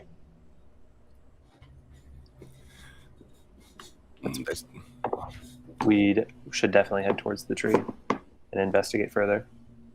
I'll ask this new friend of ours if he knows about the heart core. Heart core? Well, I suppose that's just at the center of every tree, wouldn't you agree? That's I guess I was asking. I didn't know. So yeah, I agree. Personally, I've only seen it a few times in my travels when I would come here, not more than 2 or 3 years ago, back when the tree itself, Terra Gaia, had first started to bloom. And, well, it was always small back then. And it looked much like those crystals that seemed to be jettisoning out of the tree itself. However, it was round, and it seemed to kind of control the tree itself, like the branches would come up and the roots would go below. Anybody have any idea about this creature he's talking about? One that would consume sap? The beetle? That's a good guess. Perhaps. I ask. That's what I was thinking. Do you know anything about beetles, Alonso? Well, I mean, I don't know. Would I know if beetles would be the ones eating that sap? Go to make a nature check. Can I make a nature check on that as well? Yes, you may. Nice. So yeah, Kai and Alonso have a brainstorming session. Like, yeah, I mean, beetles in general, like they are carnivorous. They will scavenge. They will eat whatever they are, predestined to find. And so perhaps this beetle was, trained to eat such a thing just because it was such a trivial and easy to get kind of like food source. Maybe it specifically grew up consuming this food source. Well,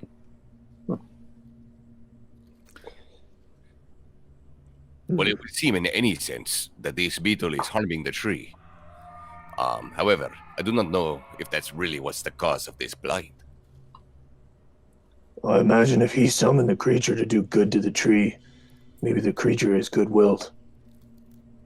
In any case, the hardcore seems like the thing we need to fix or somehow.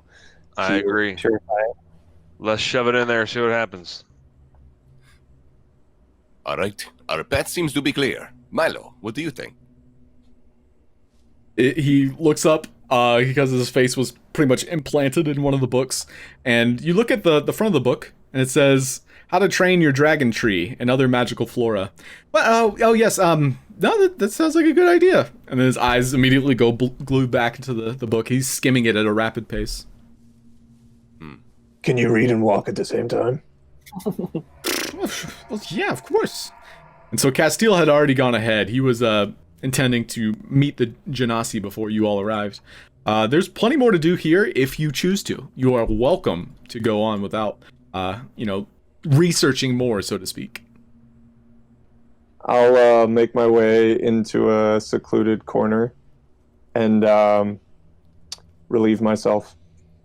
Okay. Because I will be right back. Sure. We'll take our short break, by the way. Looking about this very shoddy, rotten, worn down treehouse. It almost looks as though like this had happened recently. Like you can tell that there's spider webs that are kind of like coating the ceiling that definitely weren't there maybe a month ago. They seem to be fresh. And you look at all the furniture, it seems to have been thrown about, not just kind of like worn down over years. And while there's still like some semblance that someone lived here, like it seems as though it was just left in shambles at one point. A scuffle.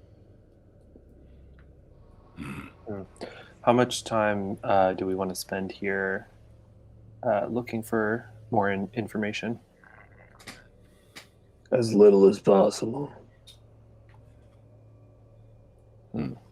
Are there any features besides the bookshelves that would look worth investigating? There's one fireplace that seems to have had a Kindle in the past couple days.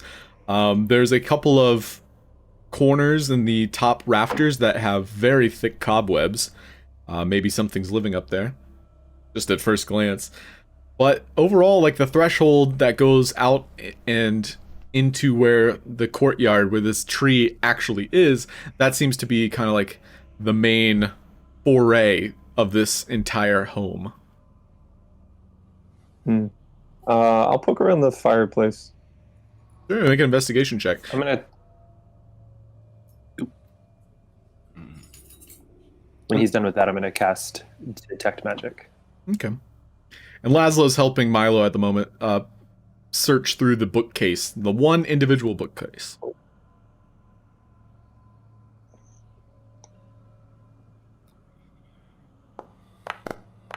Ooh.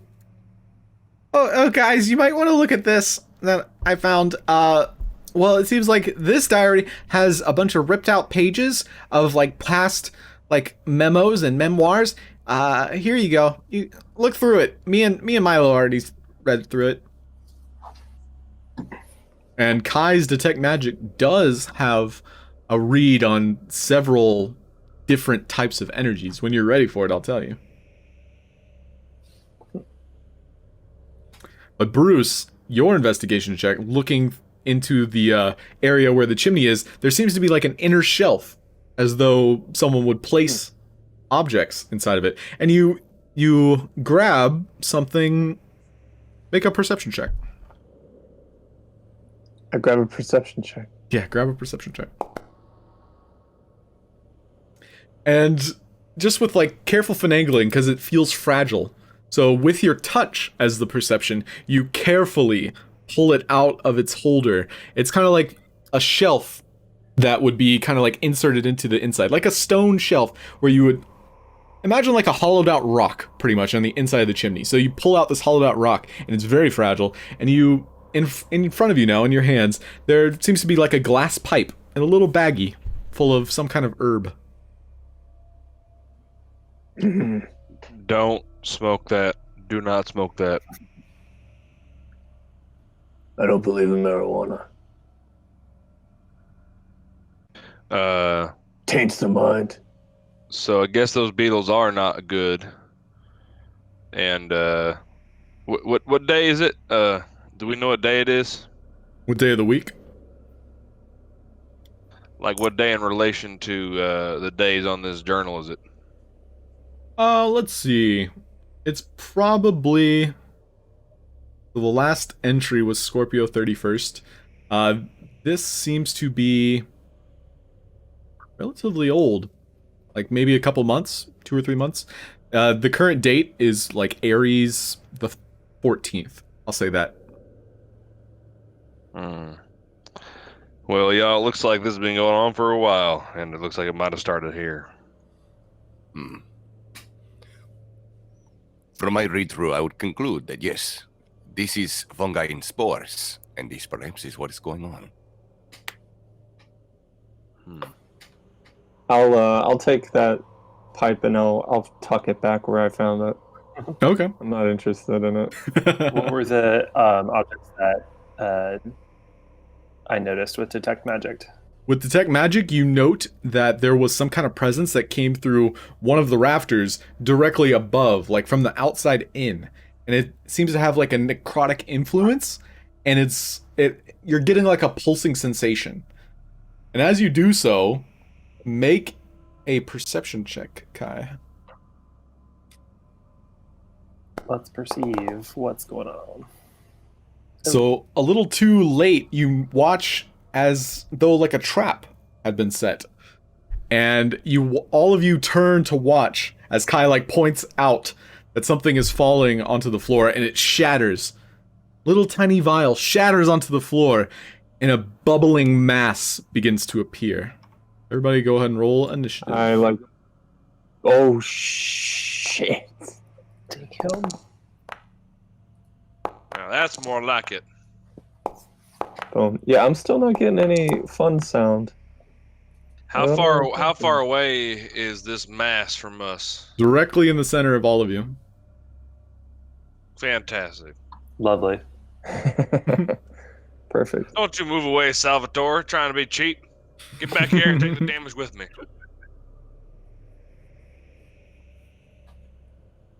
Alright, and so this ooze begins to bubble out of the vial itself, kind of erupting with life.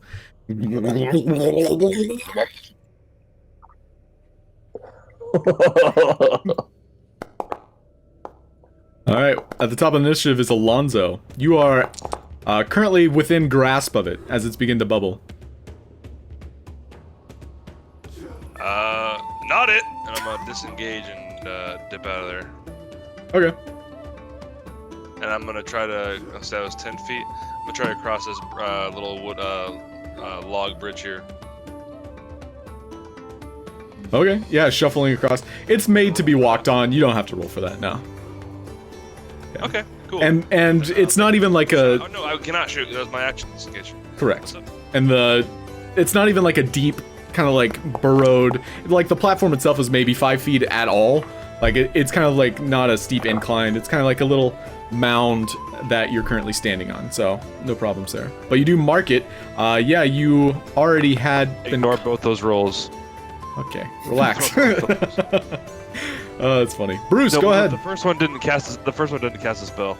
Good. That's what I was about to clarify. Is that you're currently concentrating on your mark. Is there anything to jump up onto, or maybe the mantle of said fireplace? Sure. You can totally jump on top of the fireplace. Okay.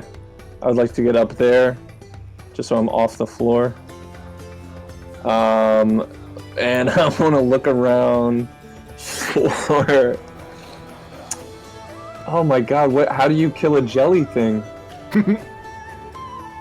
I'll switch. I'll throw a batarang at it, I guess. Okay. Just to see what... Sure. Are you doing your key one or no? Like the daggers. Okay. Is my mentor a part of the fight? Your mentor is outside talking to the druid. You can see him through the canopy, but yeah, he's currently introducing himself to the druid outside. Bruce, you throw a batarang, it directly impacts it, and you watch as it begins to absorb and liquefy the batarang you just thrown. But it did do the damage. Fuck. Okay. Yeah, I will try to get up higher into the rafters if I can. Sounds good. Yeah, go ahead and make an acrobatics, see how high you can go. The ceiling itself is maybe 15 feet. Alright, yeah, you are currently on the tallest beam. It's roughly 10 feet up in the air. You're currently crouched about in like a pouncing position. Alright, Kai, it is your turn. I am going to whip up some water and try to douse this thing. Right.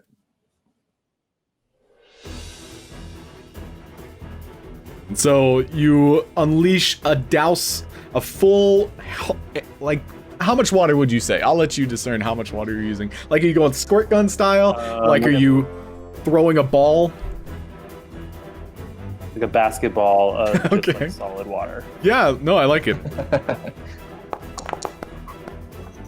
And yeah, oh, it does succeed, unfortunately. So the basketball size of water, it opens a maw directly in its middle and it catches it, gulping it, growing a little bit larger at that.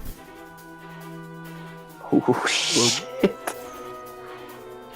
Anything else you'd like to do?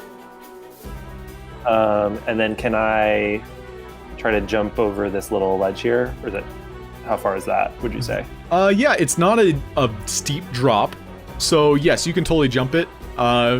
Make an acrobatics check. It's a very low DC, but if you fail, you fail. Please, God.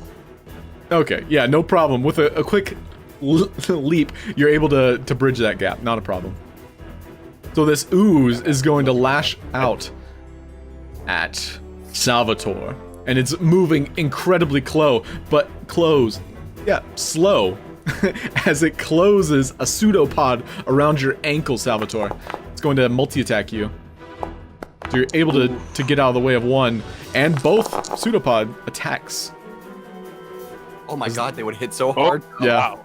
But it is very slow, and you're able to jump out of the way. It is now your turn.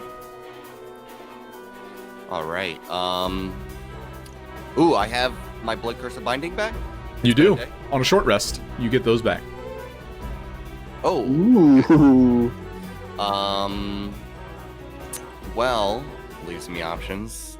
Definitely seems to be a pretty good time to use Blood Curse of Binding as my bonus. Ooh. Oh, it says I have no uses available.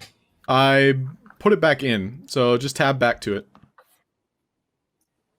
Oh. Boom. Boom. Oh. Boom. Boom. I just want to make sure your DC hasn't improved.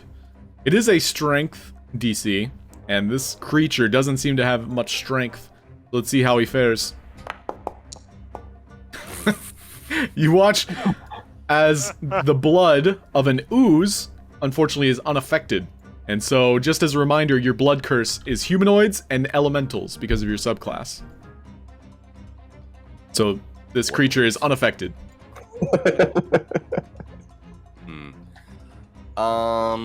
Well then, I guess I will take this time to slash at it. Sure, as an And attempt action. to, Yeah, pulling out your rapier. Slash away. You sink it straight into him for 9 piercing damage. You can tell he took the full brunt of it, and he gurgles in madness. Is that all? Ooh, yep, that's it, because I used my bonus. Alright, Milo, his head still in the books, he looks up. God, what is that? And he'll, let out. Well, he has chill touch, but I think that's necrotic. He's thinking it to himself, I don't know if I should attack this with necrotic damage. I don't think that will... Or is it cold damage? Maybe I should try. No. No, I'll use an arrow, that's for sure. And yes, the arrow flies true. For nice 8 points of damage. Laszlo. Nice. I too will use an arrow. And his arrow also flies true. For 3 points of damage. Yes, I hit. And they'll high five, and that's their turns. Alonso. All right, I will mark it with Planar Warrior. Nice. Take a shot. Oh. And yes, that hits. It is a very easy target. It is not moving at all. And so you watch as the thread, the ley line illuminates, and you let out a low whistle. And with the hunter's mark, the longbow, and the planar warrior, you watch as it impacts into the ooze, and it tries to coalesce around the arrow, and there's just like this force field that prevents it from rejuvenating and healing itself. Would you like to move? Yeah, might as well move a little farther back, actually. All right. Bruce, your turn. Okay. I would like to balance up along the rafters and try to position myself directly above this thing. Sure, go right ahead. Make an acrobatics check. And then... Because you're kind of like walking a thin line that might be rotting. And so as you go... take a couple steps, you feel it cracking underneath your weight. You're going to have to attack, but it'll be like a leap. It won't be as cool as you wanted it to be, but you still have the momentum. Go ahead and make your attacks. Alright, well I was going to light a torch. Oh, okay. Drop a torch on it. Yeah, in that case, sure, you can do that, but you will also fall to the ground. Sorry, I totally missed it. You will fall if you take that time to light the torch. Right now, like the wood is starting to crack underneath your weight. Oh well, yeah. Well, then I would just want to keep moving to try and get to like a more solid footing. Yeah, good plan. So make a sleight of hand check to light the torch and drop it, as you're focused on keeping your momentum and your balance. That's just enough. That is the bare minimum. Alright, so you're lighting a torch, dropping it on this ooze, an improvised weapon. Go ahead and roll me a d20.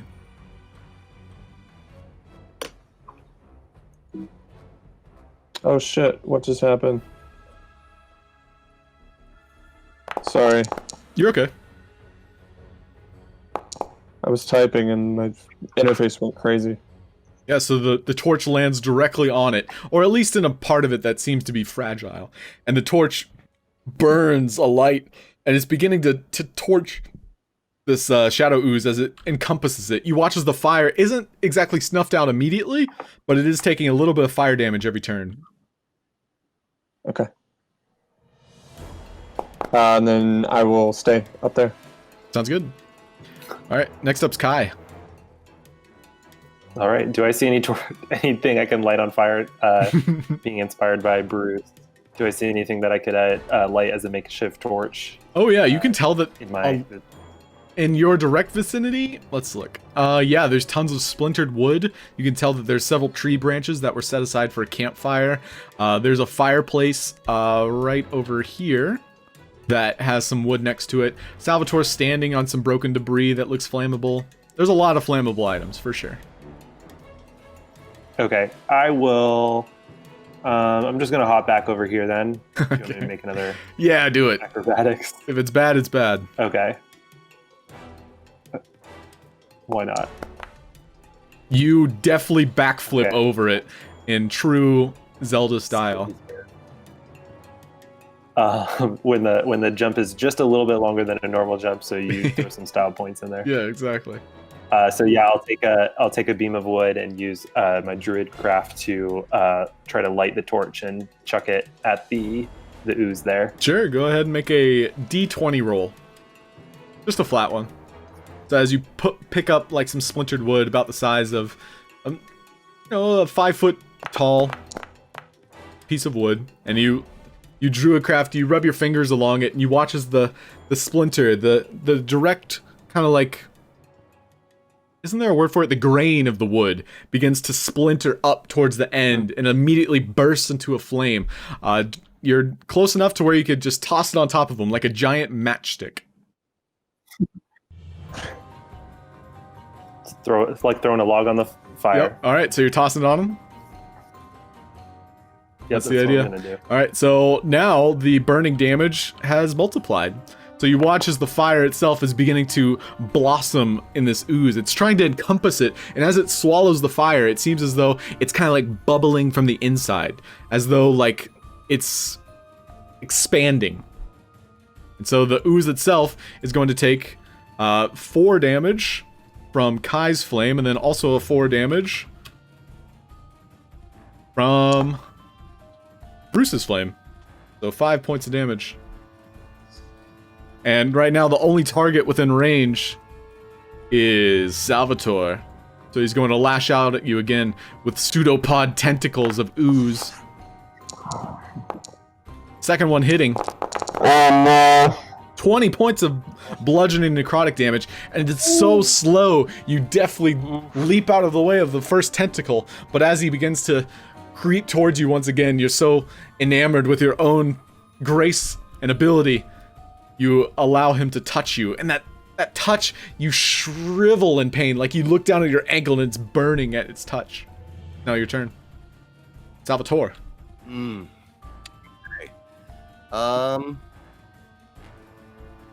Well, seeing my friends throw fire on this thing, and I'm already so hurt. Can't hurt. I activate my Rite of Flame. All right. Take 2 points. Take 2 damage. And then I go ahead and I use my rapier. Oh.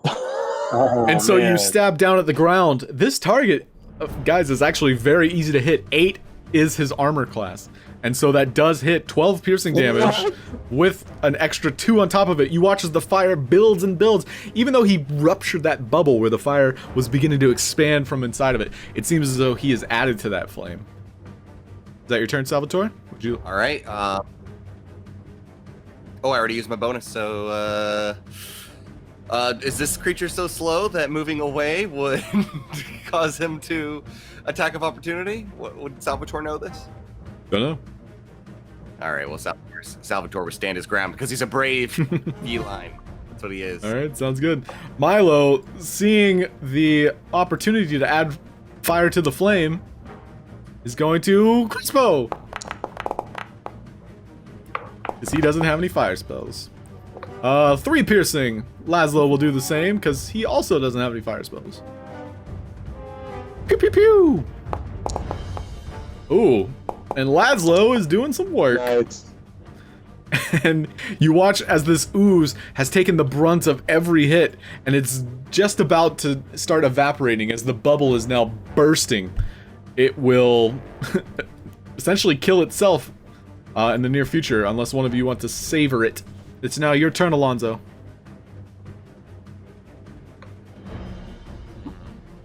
You said it's gonna die in the near future? Yeah, it's going to rupture.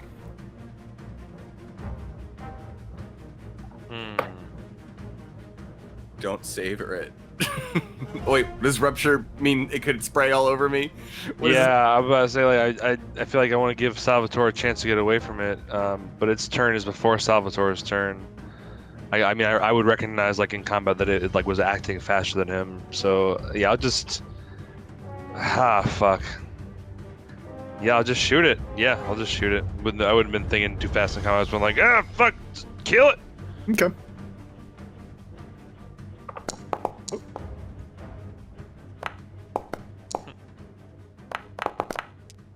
Yeah, no problem. You the target getting incredulously large, you make sure to not give it a chance to make another attack against your friends. You let loose an arrow. Bling! Sinking straight into it. You watch as the arrow is encompassed in this bubble, and as the bubble begins to boil and burn, it just deflates from your arrow, so it does not rupture, it doesn't explode. The target has been eliminated. Combat's over. Nice. I'll try and Wow. make my way back towards the wall and. Oh, that. Wow. Look out, guys. Salvatore takes like a half limping step back and then crumples to the ground.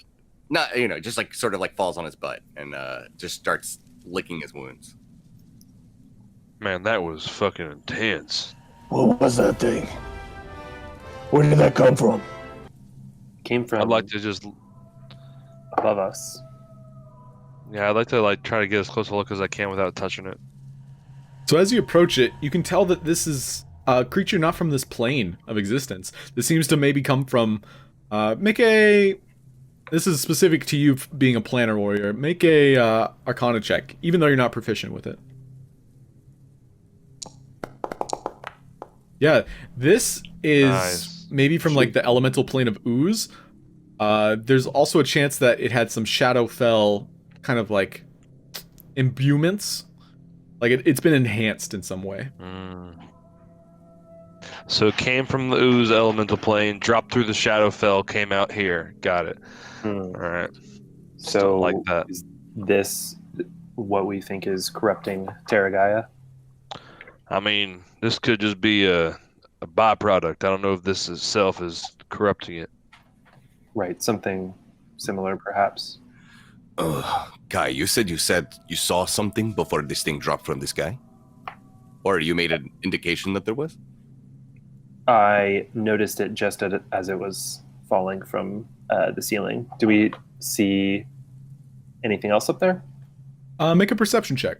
Everybody can do this. You're all kind of like looking about the ooze as well. Laszlo himself is going to try and bottle up some, and he's going to set aside this potion of healing for you, Salvatore, if you'd like to drink it. Ooh, look at you, Salvatore. Yes, please. Yeah, so, yep, you picked it up. Cakeies. Nice. And so you all take turns kind of like going towards the ooze and where it impacted and looking up above. It seems to have been, the vial itself was hanging along a thin fishing line or some kind of like tight, very taut trap, like a tripwire almost. But it seemed to have been on a timer. Who would be trying to protect this place? Warden? Be the warden if he's gone paranoid. It could be someone else. I'd like to go outside and try to find my mentor. Sure. Is anybody else lingering in here, or are you all following Alonso? I'll follow. Yeah, I'm following along. I'll limp along. Okay. Wait, can we do something about this guy? Are you okay? Never better. You feeling okay, Salvatore? Your entire half of your leg has no fur on it. These are nothing. These wounds are nothing to a warrior such as myself. Kind of looks like a roast chicken. I would not, say no to a ceremonial kitty massage. Do you want me? Do you that solve? I can massage you this time. You need the special lotion. You know this. There's none left. No, that's right. The special lotion is necessary for the kitty massage. I would never attempt to do it without it. I would hope so. However, having experienced the rejuvenating effects of the kitty massage, you definitely would be pretty good with it if you ever try. Yeah, that's the motion, exactly.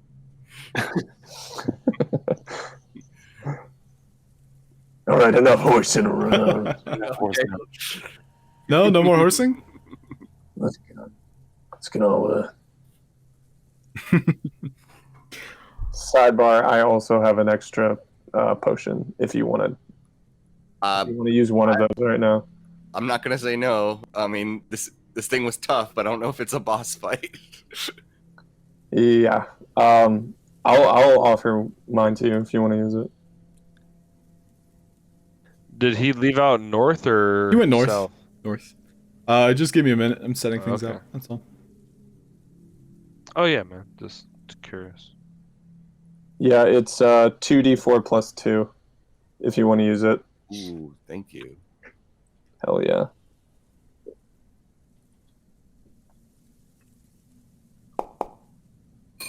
So it begins to turn to Oh, evening. Syntax. Oh, Oh, Oh, that's an S. wait, sorry. Go ahead. Many thanks, my friend. sure. You can take the 8. I'll give it to you. I thought if I rolled it, it would consume it, but it didn't. I'm just gonna delete it. Did you already do it? Use it, Salvatore? Oh, that's what the 2d4. No, I have not Okay. added the. Well, I added ones it. yet, no. So yeah, you all exit out of the treehouse, and in doing so, you note that the sun is now going down, and it's setting to the west, and so the cliff face is so tall that the sun it feels as though it's darker than it is, and you begin to approach the summit of the tree itself, and it gets larger and larger in your vision. Spooky. And you look about, and you can tell that there's lily pads similar to those that you saw before, and there's giant crystals that to begin to jut out of the landscape, the swamp water, and you note that Castile is at the edge of the water face, and he's shouting across the way to what appears to be a giant ape, and the ape slams his chest. None pass, none pass, and Castile is just gauging the situation. Please, Druid, I beg of thee, let me look. I just want to see and gaze upon the tree. Terra Gaia is in dire need of our assistance. I don't trust you. Why not? You smell funny. Show him the seed. Who has the This seed? is a talking ape, mind you, and you can tell Oh my god, it's Optimus Prime. Prime. Everybody make a perception check.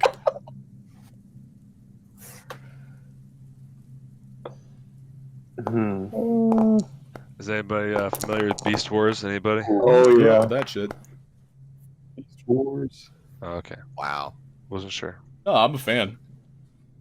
I was always a Decepticon lover. Heard. And so, Alonso, you get a good idea that Castile is not, well, he's not welcome here. And there seems to be kind of like something underlying that fact. And you get a good glimpse of this giant ape who seems to be made of like some kind of shale. You can see his dust and stone are kind of like glossing off of his skin. And Kai, you note that that is a druid's wild shape. And you can add that to your wild shapes.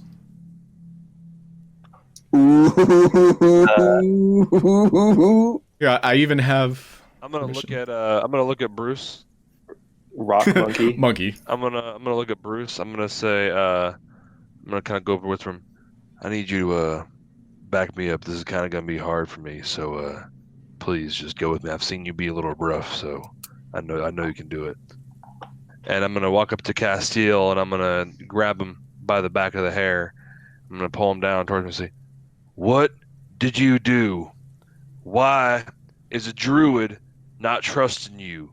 What kind of scent do you have on you?" So make a perception check as you smell him.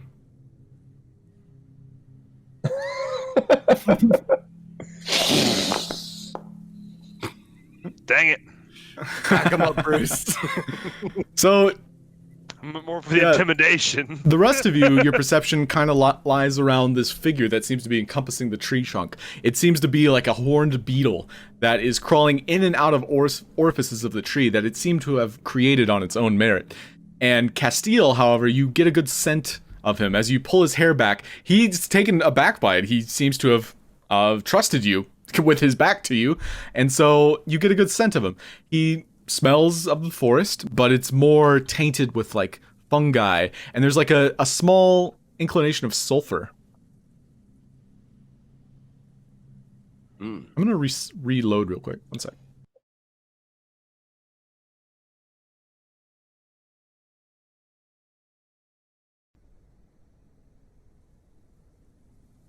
I'm blown away that you just did this, by the way. Like I told you to bag me up, and you're like, huh, what? I was like, what the fuck? Well, like, I just because I see you be like I like see you being all intense, but like I haven't been so intense as a character yet. Like except for like the whole like being angry at the doctor for making his daughter into a chimera. I meant more so the fact that I thought this was your dude, and you but just he is, him. but that's like somebody that I trust for my whole life, and like I'm like the thing is like I do still trust him, but like I also trust druids. Like my mother was a druid. Like I've mentioned that multiple times, and so like druids and like people connected to nature, I trust even more so than my own kind, like rangers, like because they're even more connected. So seeing that a druid's like trying to defend it, and like I don't, I should I say my apologies. I should have checked and saw if the druid had any fungi on them, but I just saw an ape in the picture, and I just you've see an only ape, so. heard that there might be a druid visiting. This is a giant ape speaking. You might not know that's a druid. Kai knew it was a druid. Fair enough. Yeah, I mean, Right away, I knew it was a druid. I hope I mean, traveling with someone I've seen them turn into a beast. But I Yeah, get overall, that. like you get that there's like a line in the sand, and that creature is protecting the tree, and Castile is trying to go inside. And so you pull his hair back, and is there like something you're asking him as you're tormenting him? Yeah. Just ask him why he smells funny, and then seeing that he's got the fungi on him, be like, "What's all this? What is all this all over you?"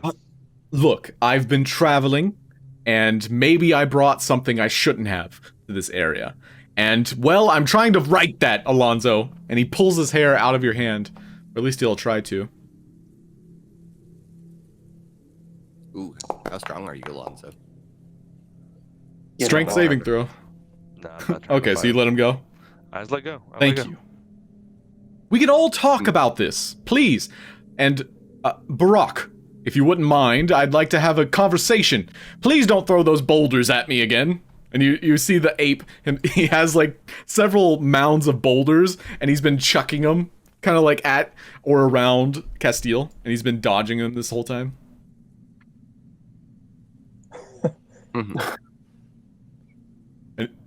Please stay your boulders, gorilla.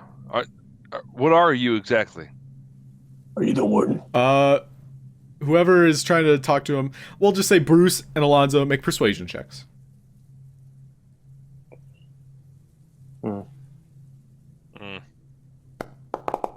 Can I recall from the notes? Of course you can. Where's persuasion? That's what they were there for. This is the warden before the warden. The previous warden. Okay. Yeah, he actually revs up a boulder against one of you, and he's going to chuck it. And this is at whoever's closest. Seems to be Alonso. Oh, shit. 7. Oh, shit. The boulder impacts you. Oh my And God. Kai, you're essentially talking out loud. Guys, that's, Barack. He was the warden before the warden, and a giant boulder lands as Alonso turns to look at you, and it just, like, crunches one of his legs. You pull it out just before it's fractured. Or fractured. I get back. I get further back. Make a constitution check for your hunter's mark. Okay. Oh, yeah, true. I forgot I probably had that up, so. There, it should prompt you. I believe that lasts an hour, does it not? At this level? Oof, fail. Yeah, it lasts an hour, just the first level, and yeah, definitely has dropped now. Okay. And I'm not gonna retcon it, but I think you would have had to cast it on that ooze fight. But that's okay, because that was... I did. You recasted it and used a spell slot? Yeah, I had okay. 3 spell slots because I haven't Gotcha. used any spells yet because I was trying to be more conservative with my spells, Cool. and I used it on that like swamp monster and then on the ooze. Okay, awesome. Thank you. Yeah, so unfortunately that boulder kind of interrupted your conversation and your concentration as you turned to look back at Kai. Kai, you're welcome to say something. Yuck. Welcome to what? Say something to the ape. He looks at you and he's going to make an insight check. I'm going to say we're here to help. And wild shape into an ape. Oh, you're gonna turn into an ape? Okay.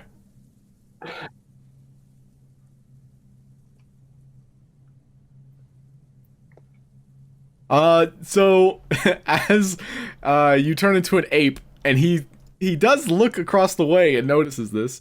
I'll just make him do a perception check because he is looking over like 30 feet towards you. Good God. He's going to ready another boulder. You can attempt. What would you like to do as an ape? I would like to try to approach them. Okay. Are we far away still? Yeah, you said over 30 feet. Just start approaching them. Yeah, you're about 30 feet away. You could totally. I would love to see how you would approach a combative, like defensive ape as an ape. Describe to me how you would do such a thing.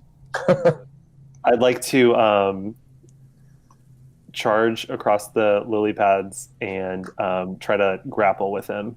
Try to just like get palm in palm, like to get him to stop throwing boulders and just like not attack him, but just try to match him.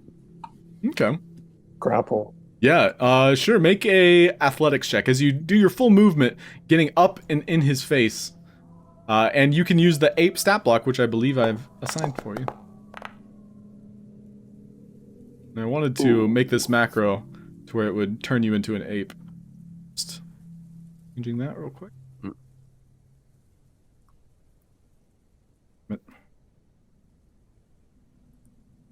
Do I look like I'm covered in algae instead of covered in slate? Yeah, go ahead and describe for us what you look like as an ape. Very beefy. I don't know, like a silverback gorilla, except like a blue aquatic sheen, and then like a algae, kind of like looking fur that flows as if I was submerged in the water. The Floridian skunk ape? One and the same. And so he's going to essentially, as you lock arms with him, he begins to toss his boulder at your friend. So you deflect it midair, and he locks arms with you. You guys are currently grappling. You. Who are you? I'm a water genasi here to help restore Terra Gaia to what she should be. Genasi? You, Genasi? And you could tell that he's kind of like in ape mode at the moment. Maybe think of it like a barbarian's rage. And so at this time, he loosens his grip. You guys are currently grappled, and you're talking intellectually, mind you. Like he's talking like an ape would, and you're just having a casual conversation with him. So he loosens his grip. Do you let go? I don't let go, but I loosen as well if he's loosening. Okay. Well, no, we're just yeah. We're just hands. Yeah, make Hands now.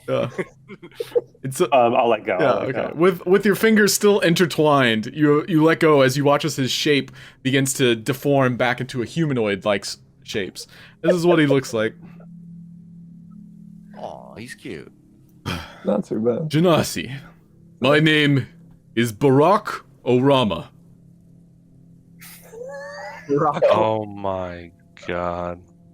Nice to meet you, Barack Orama.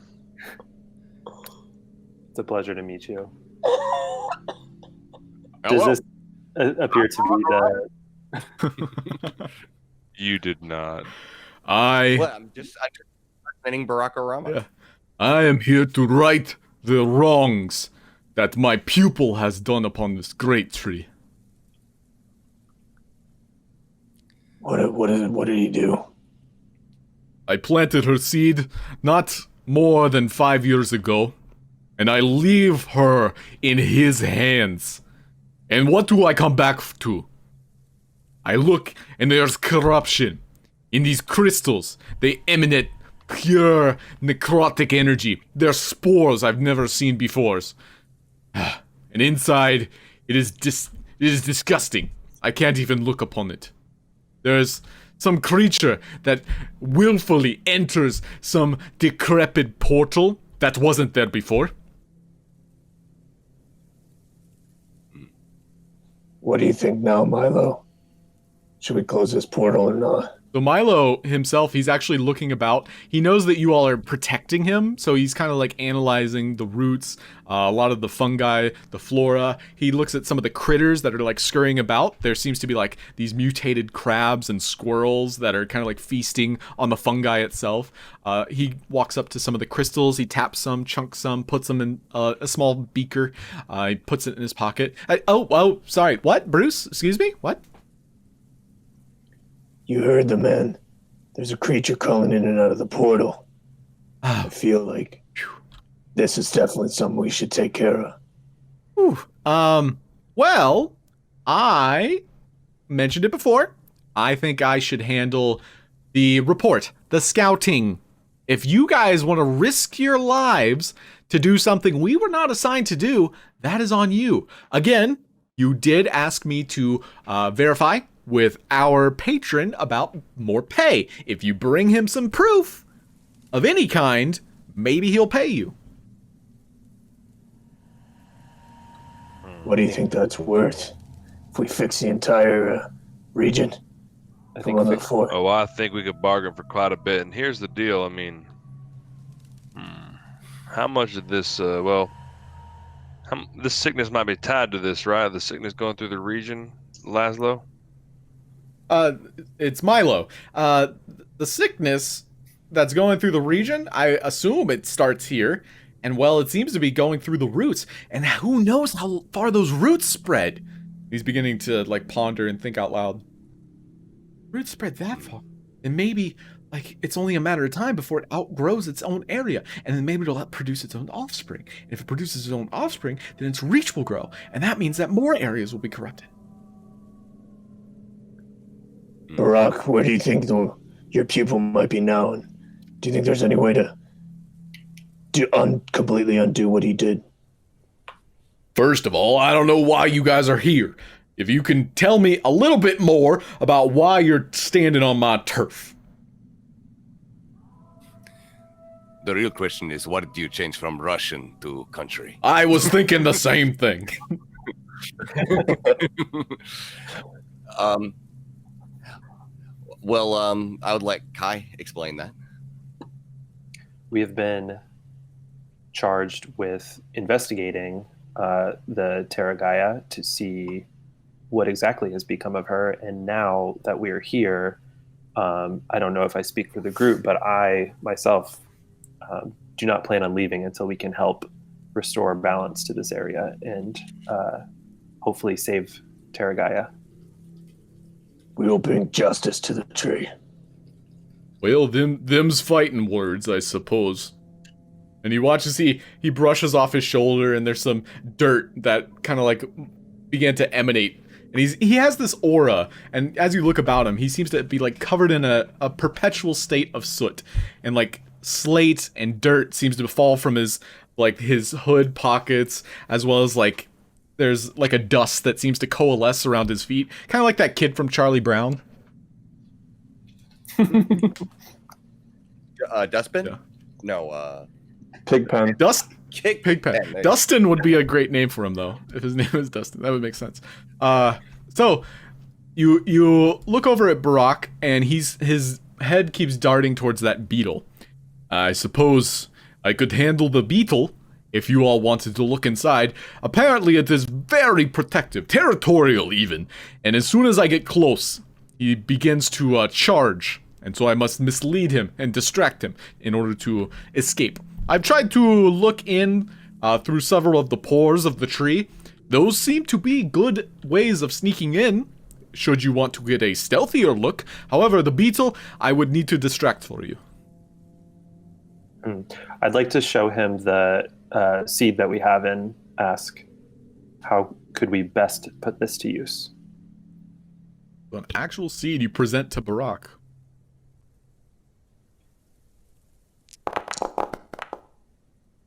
And so he looks at it. Do you hand it to him or just show him? I'm just showing him. Okay. He looks over it and he glimpses at it. Well, I mean that is a youngling, that is a sapling. And should you use its life energy, perhaps it could be of use. But you would be sacrificing the seed itself. But that is not corrupt. That is a proper seed. That seems kind of sad, man. So what, should we like run it through a juicer or something? Oh, Jesus Christ. Question of creating a new tree somewhere or saving this tree, it seems. I mean, I think that be a lot easier to just plop that in there and save this tree than having to cut down this whole tree and make a new one somewhere else. This one's already really corrupted, man. If this is a cure-all, if this is a fix, that seems like the right move. It might be. The path forward seems to be set forward, my friends. Shall we sojourn into the tree? Also, I like sojourn. Sojourn is my new word for tonight. Well, yeah, I've heard. And how should I help? So did we get eyes on this beetle? Were we able to see it while it was coming in and Yeah, out? the beetle itself, I'm glad you mentioned it, he begins to circle around the tree. You can tell that he is well aware that you all are here. Mhm. And, I mean, overall, Sounds like an intelligent beetle. the beetle itself, and this is from your readings, it seems to have been summoned by the previous warden to help control whatever destructive entity was working its way inside the tree. And so this beetle is... I want him to look larger, so I'm gonna make him larger. But here's how big he is for reference. This big. Oh, okay. That answered my next question. I was like, does it have the horn or the pincers? Yeah, here's Stag here's the beetle, and he walks among you. Hi guys, hello, I'm Carrion Beetle. Hi, hello, hi. Dum, dum, dum. And then he climbs back up the tree. But you can tell he's kind of like guarding it. He's guarding the tree itself. I imagine like I lost it. Never mind. Come back to it. Does the beetle appear to have any of those crystals on it? Make a perception check. Mm-hmm. You can tell that beetles like these were used to carry large and heavy objects, and perhaps it might have like a satchel of crystals on it. You can tell that maybe it was being used as some kind of mule for a time. Okay. Alonso, you were able to detect that this portal was here. Do you know anything about closing portals? I don't know about you guys, but I'm definitely not jumping in that thing. I want to get rid of it if we can. Is the heart core in the portal or just within the tree? So the heart core, go ahead and make an Arcana check.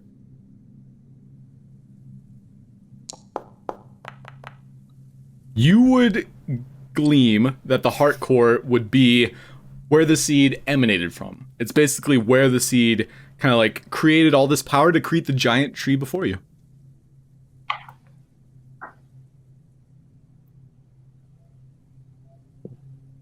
So, can we like? Maybe. Do you think we just Indiana Jones it and like just swap it with a new one?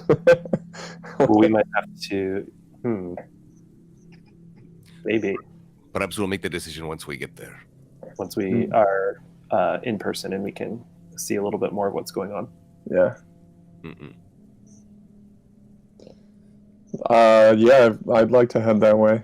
Are we ready to sojourn? I do sojourn.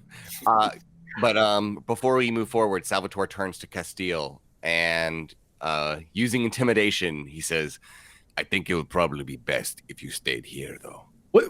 What should I do? I want to help. I'm here to help. Listen, and this is him speaking You help from by his. guarding our flank. This is him speaking from his mind. He's going to try and use persuasion. I believe that I might have been the cause of this. And so I ask of you that I redeem myself.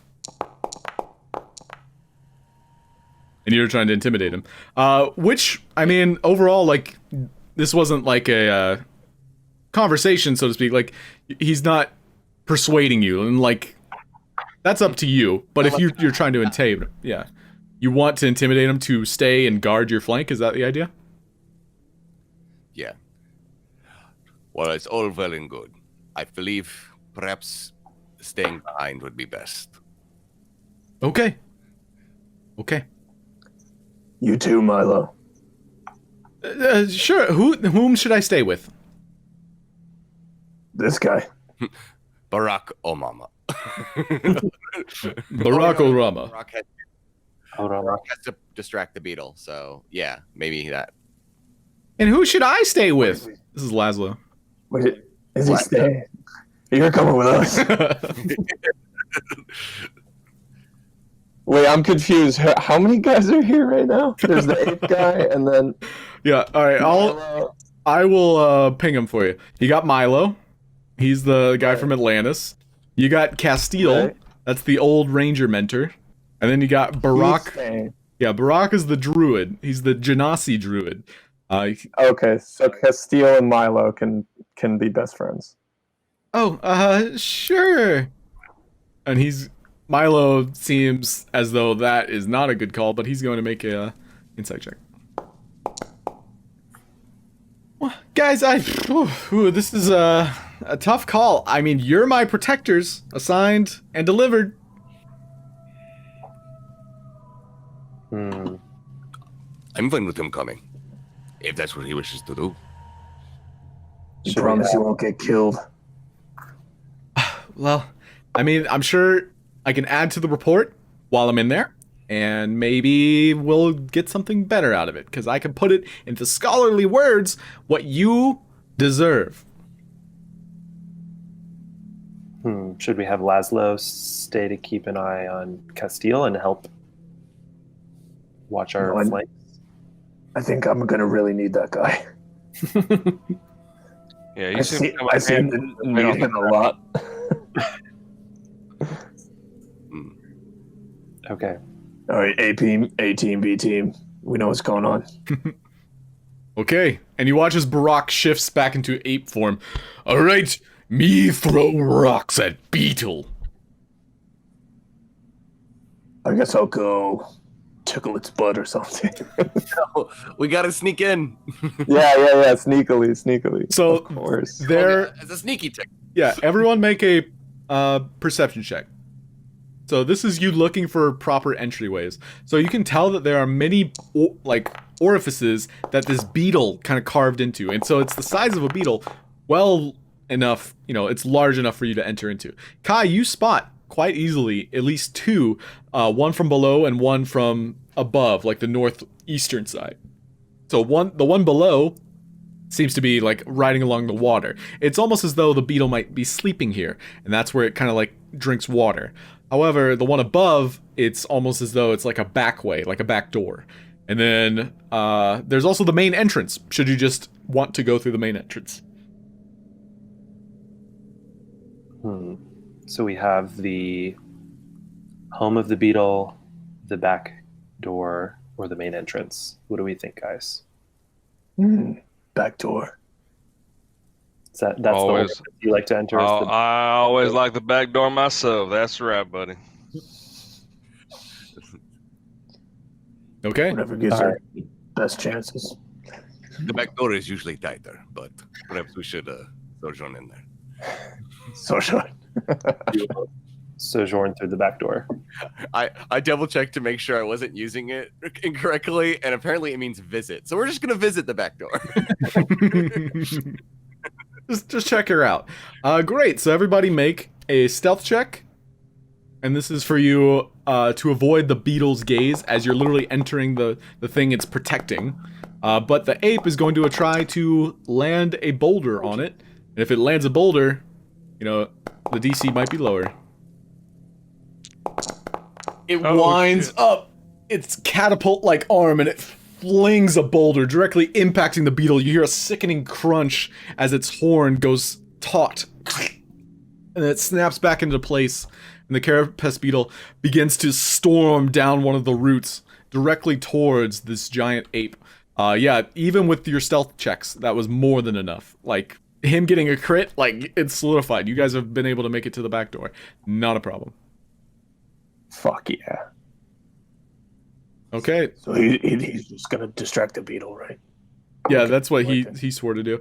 And so Castile is also going to let loose a couple arrows at the beetle. And he's going to guard the front door, because unless you want him to follow behind you, that's up to you all. Would we need him? Nah. I mean, I jumped the gun, but I don't trust him. Yeah, let's leave him then, I guess. Maybe he'll Let him- succumb to the beetle. Yeah, let him get eaten. No, I mean, like, if he's good, Let him redeem himself by protecting our flag. the situation here. Exactly. Okay. Yeah, uno momento as I prepare the next map. Ooh, new maps. And so Milo is Oh my with you. Look who showed My up. goodness. Oh, nice. Chris showed up. No way. So, yeah, hey, Chris. Yeah, We're in can't a see tree. you. I can hear you. All right, well, Yeah, now that I'm not Chris down is with here, it right now. Chris, are you okay? You feeling all right? I mean, I can't use my left hand, but Yeah. Wait, Did you what? sprain it or break it? I'm not sure yet. I think it's a sprain, but it's a bad one. Ouch. What happened? What It's stupid. happened? I don't want to talk about it. Oh, God. That's fair. Stranger in the tub. If you don't tell us, we're gonna assume it was masturbating. You know, that's probably I like that story more than the actual one. Oh God! Now I really No, it's not that bad. It's not that bad. I just was recording with the metal group I've been recording with, and then we were going to go to Taco Bell, and they jokingly started driving away. So I jokingly sprinted after them, and then I reached out and I took a tumble, and I guess I landed on my wrist really bad. How Damn. metal.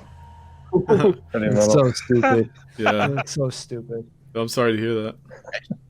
extra Happens, bad man. prediction. I have a wound from trying to catch my dog that was running away from me, so I feel it.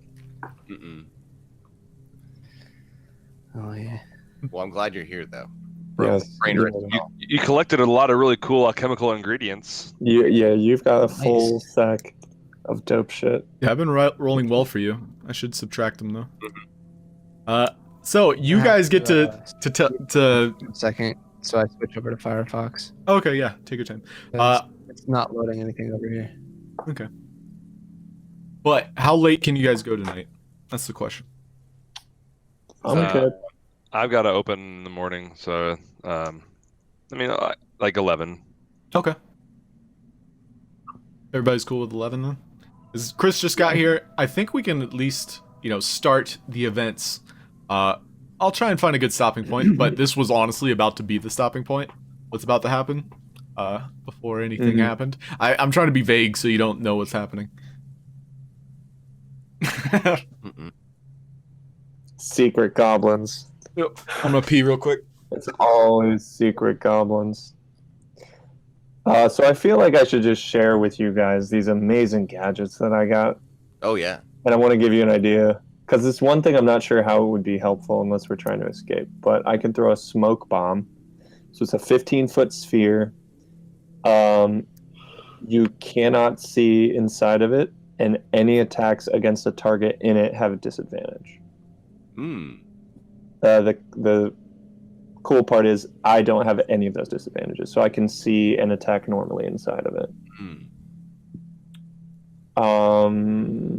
And then I have like basically a Spider-Man web. So I get like that grapnel hook thing, so I get 30 feet to a point, and then I get zip lined to that point. Ooh. Right. Pretty sick. And then I can also disarm dudes and daze them with my bat shurikens. Ooh. So like the grappling hook is sort of like your personal Misty Step kind of thing, where it's like it just automatically moves you there. Kind of, yeah, in a way. Yeah, it just cost me a key and a bonus action. Hmm. But I'm gonna be zipping up to rooftops and shit. It's gonna be so dope. I'm ready. Oh, is it like Batman? You can take a friend. No. Oh, Batman could take his friends with him when he did it, though. He actually, in fact, saved Robin while suspending a tank with Robin's parents in it. Anyways, you've seen the movie. Anyway. Those things are strong. Just saying. But it's not actually Batman's prototype. Yeah, this is medieval Batman. I like how the art. I just noticed the artwork for this class is an orc, which is pretty cool. Ooh. Oh, which guy? In the cover page for the Way of the Bat Oh, subclass. yeah, he's got like green hands. Yeah. And yeah, So cool. because a lot of the stuff that the Way of the Bat gets, like we're gonna homebrew some cool stuff too. Because downtime was how I was basically gonna give them to you anyway. So Yeah. now downtime will be something new, something fun. Sweet. Into it. And yes, Salvatore, just as a reminder, you do have, because you did that good yoga, I'll give you any dexterity saving throw or relative ability check you have advantage on. Ooh. Once. Hell yeah. So you Until just I got to do remember it that. again. Yeah. What? Until I roll another 20 on yoga. Well, yeah, that... I use enough time to get another. Exactly. Yeah, but I was planning on giving you, other things, i.e. like acrobatics +1 as a passive, but this makes more sense in the time being because you rolled a 20, so this is what you got. So basically a free advantage on dexterity relative things. I love it. I love it. Nice. Yeah, I think Allan disconnected. Oh, there he is. And he's back. Are you ready too, Chris? Oh, what? Yeah, sure. I don't even know what's going on though. Yeah, Oh, you we're guys about need to- to tell him. Yeah, tell him. We're about to enter Gaia. Terra Or Terra Gaia, sorry. To an attempt to find the tree's like heart core, is that what it's called? The heart core? Mhm. In order to heal That's hardcore. what's been happening to it. There's a beetle that our Barack Orama is distracting for us. Yeah, it was a druid named Barack Orama. He's Did really you ever rest at that assistant warden's place? We did. Yes. Okay. Short rest? It was just short. And Alonso's former mentor, Castile, is staying behind because we don't trust him. He smells like sulfur. Mm-hmm. I still don't know what that means. but it doesn't sound good. And you got all the cool acids and bubbly things and fungus. Yeah. I took a screenshot. Acid and bubbly things. I took a screenshot of all the stuff you got. You got a flask of shadow ooze, you got some acid, you got some swamp spores, and you got some purple violets. I'll add, like proper descriptors afterwards when there's, free time. But for now, more or less, you all beat that swamp monster. The chest you guys rolled pretty poorly on, unfortunately. Yeah, basically you found the secret hatch and there was nothing in it. And that was just rolling a 1 on a D100. I should have let one of you do it. Next time I will.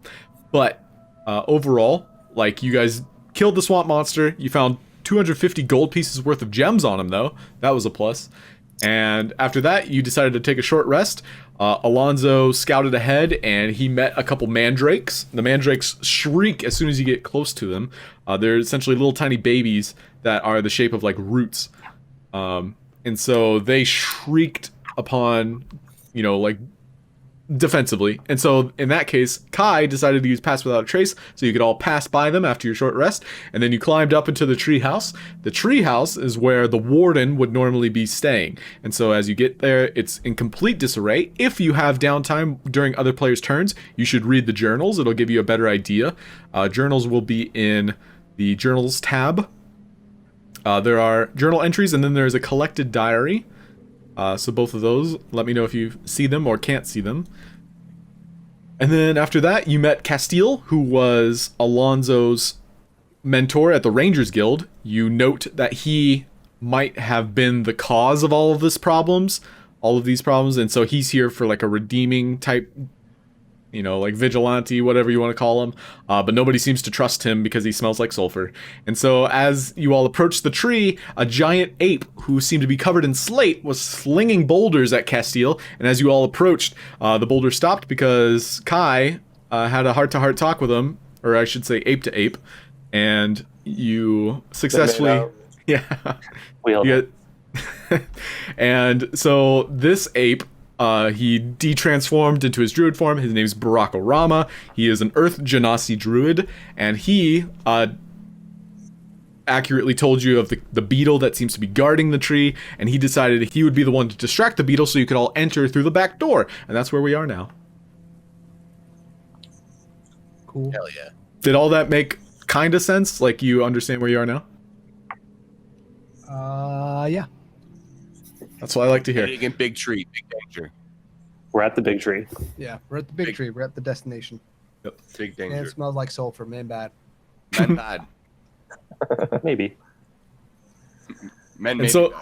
you all enter inside this Maybe all-encompassing light. You note that the center of this big oaken tree is a giant crystalline orb that seems to be floating, and it has this eerie aura about it. Everyone make a perception check.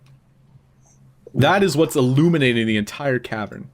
I'll even add a light.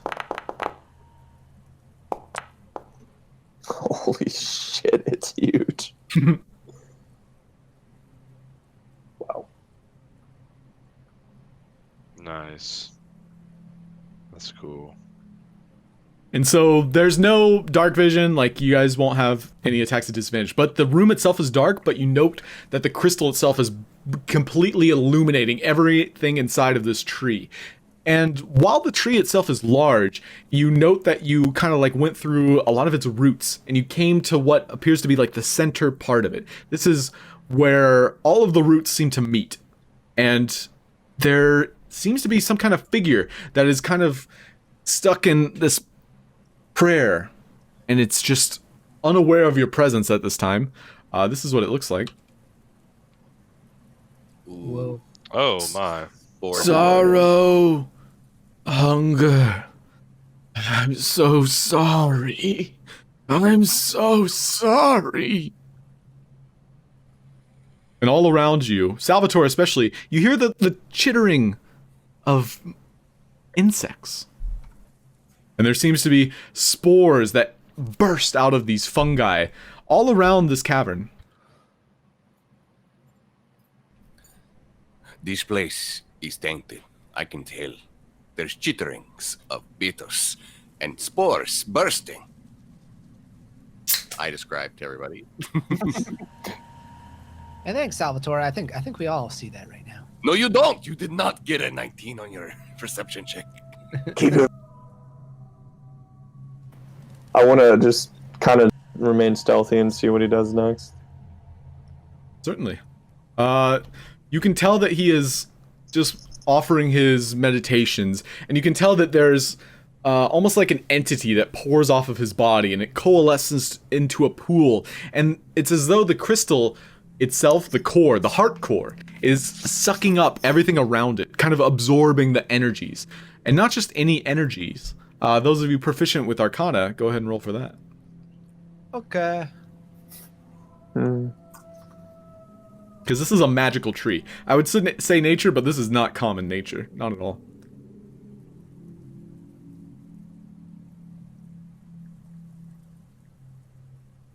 I might not see it. Did you roll already?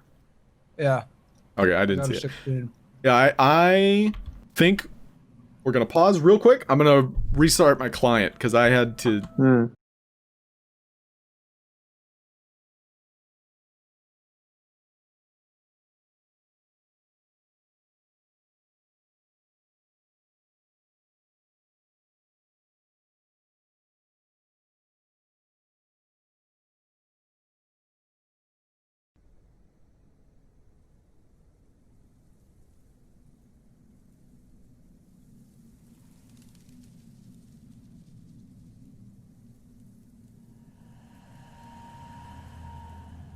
have this seed. I don't know if we can just magically make it fix it. Yeah, like, do we feed it to something? Do we have to plant it? I don't want it to get like consumed, and then we're like, oh well, that's gone. Yeah, yeah, and the whole region's dead. I mean, maybe having this tree dead would be better than having a bad tree, but Maybe if we kill this one, it will just melt away, and then we phoenix it with this new seed. ooh, kind of like the Deku tree, and like you just have like the Deku baby. Yeah. It might need to be that way. Is it Deku or Deku? I've always said Deku. I said Deku. What's this I about? think I said Deku. My Hero Academia. Is it Deku or Deku? It's Deku. Oh, okay, it's Deku. Yeah, I know my heroes. I just remember from Ocarina of Time. It's like, I know, I'm trolling. I'm trolling. I remember back in the day calling it the Deku tree, but then I watched My Hero and I was like, ooh, Deku. That's how you say it. I always said Deku, like for Ocarina of Time. Yeah, true. So, I know Alan's not back, but everyone else, what are like your preemptive measures? Like, are you defensive? Are you? Yes, your Arcana check, though, noting how this tree is emanating this pulsing sensation, that it is readily trying to fix itself, and that it is absorbing everything it can to try and fix that hole that is kind of like emanating from it. And as you look upon it, you note that there's something darting inside of it, like a shadow of sorts. Guys, I see something in the middle of the tree. It does not look friendly. What does it look like? Like a darting shadow. Darting shadows are never a good thing. Usually not. I agree with that. I would concur. Welcome back. Do you think the warden is too far gone? Or maybe if we show him the seed, it'll kind of snap him out, and then maybe he could help us. He seems very apologetic. That's Whoever's proficient in insight, I would love an insight check. This is regarding the warden. Oh. I think I get a +1 for my Pisces runestone. Yep, it should do it automatically Wait, no, too. investigation, Okay. not insight. Oh, okay. I don't know if it's just lagging, but it's not going. You might see 3 insight rolls in a row. I don't know if anybody else reloaded, but when I did. Oh, do we all have to? Oh, it's Yeah, still just real quick. paused for me. The game is still paused. That's Try enough. now. Oh, he left. Fuck. Hey, Alan. Hello. Where'd everybody go? They're just reloading real quick. All right. Insight check. And if there's anything you think Alonso would be doing at this time, Alan. It's such bowl hockey. He's really just trying to keep an eye at this point. He's pretty much in awe. He's never been to something like this, right? Like he's never been to the core of the tree like this. No, this is a new sight for him because he's been traveling for so long. It's as though he was there when the tree was planted. Maybe that's like a core memory, pun intended. But you were there when it was planted, not when it was in this full bloom as it is. So it looks as though you guys are rolling, but I'm still not seeing it. So something buggy is happening. I think it's one of these modules that I'm... Genius.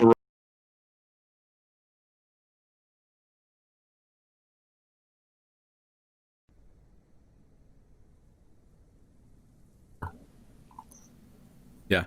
For now, Most everybody else is rolling. yeah, I see it every time I refresh, it shows up. So that, to me, tells me that something, like, there's a conflicting thing behind the scenes.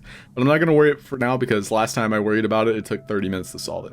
So, you all gaze upon this poor individual, Kyle, the human druid, and you look as though, like, he is, in Kai's mind, a little bit too crazy to deal with on like a social level. It's as though there's something in him and about him that is not him. And that alone has created a conflict. And that conflict needs to be resolved. And he is unable to do it on his own. In combat. Oh, sorry. Mortal Kombat. Is there any part of the core that's like open? Yes, Yeah, this front area, there seems to be a pool of blood leading up two of the roots. It's almost as though it's like coalescing, like a triangle of sorts, and it leads up into one orifice of the crystal itself, which you all can glean that might be the portal that Alonso had identified prior. I want to sneak up a little bit closer and kind of like see if I can get a better view of the shadow darting around in the hole. Okay, stealth check. Could I go with Disadvantage. him? I'm not going like super close, just a little bit because I was in the back. Yeah, I wanna come with you. I don't want to stealth.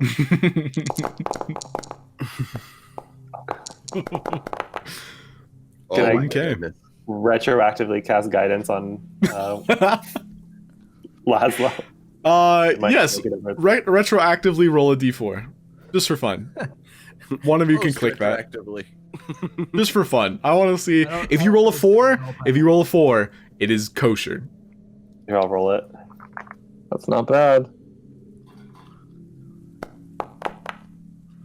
He rolled so Ooh. as Laszlo picks himself up from all of your crouched positions, all of you kind of like scouting ahead, he picks himself up to go look. Kai like immediately grasps at him as he's leaving, able to give him that guidance.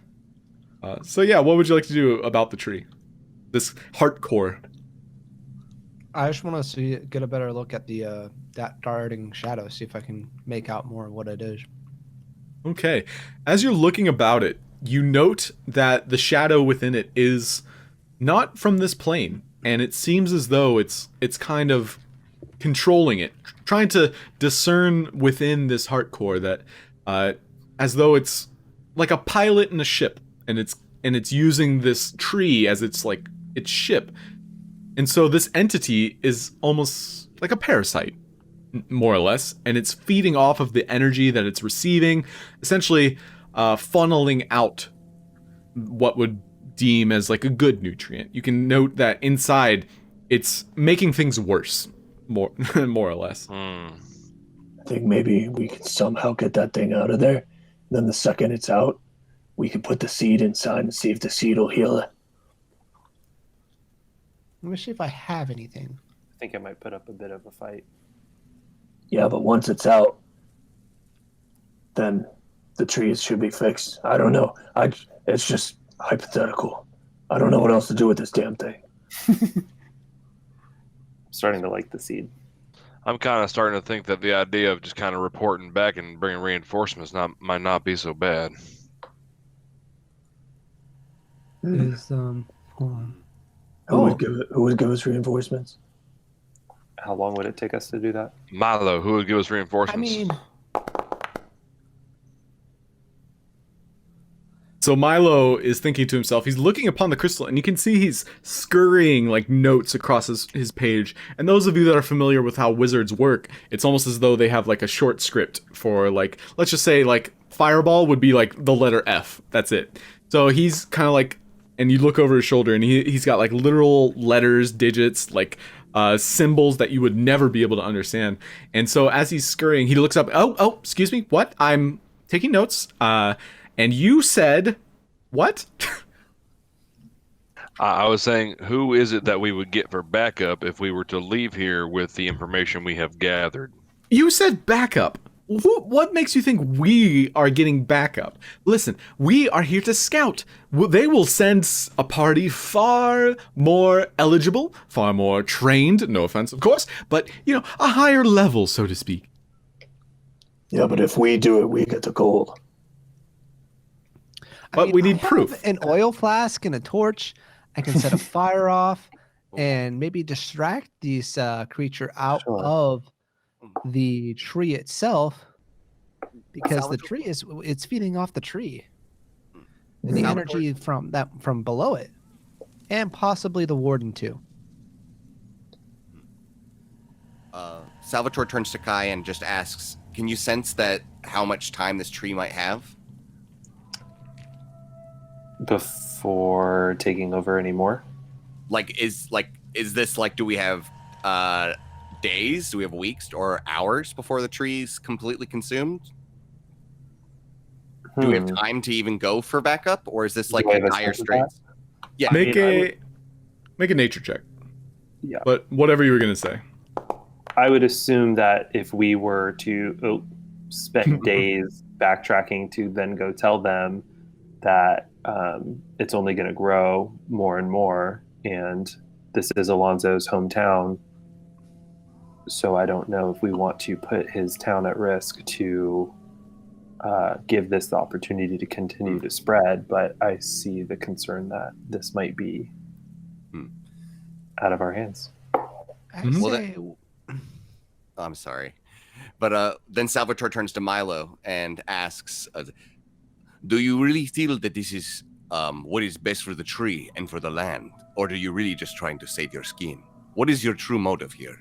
Keep your voice down. My true motive is not to fucking die.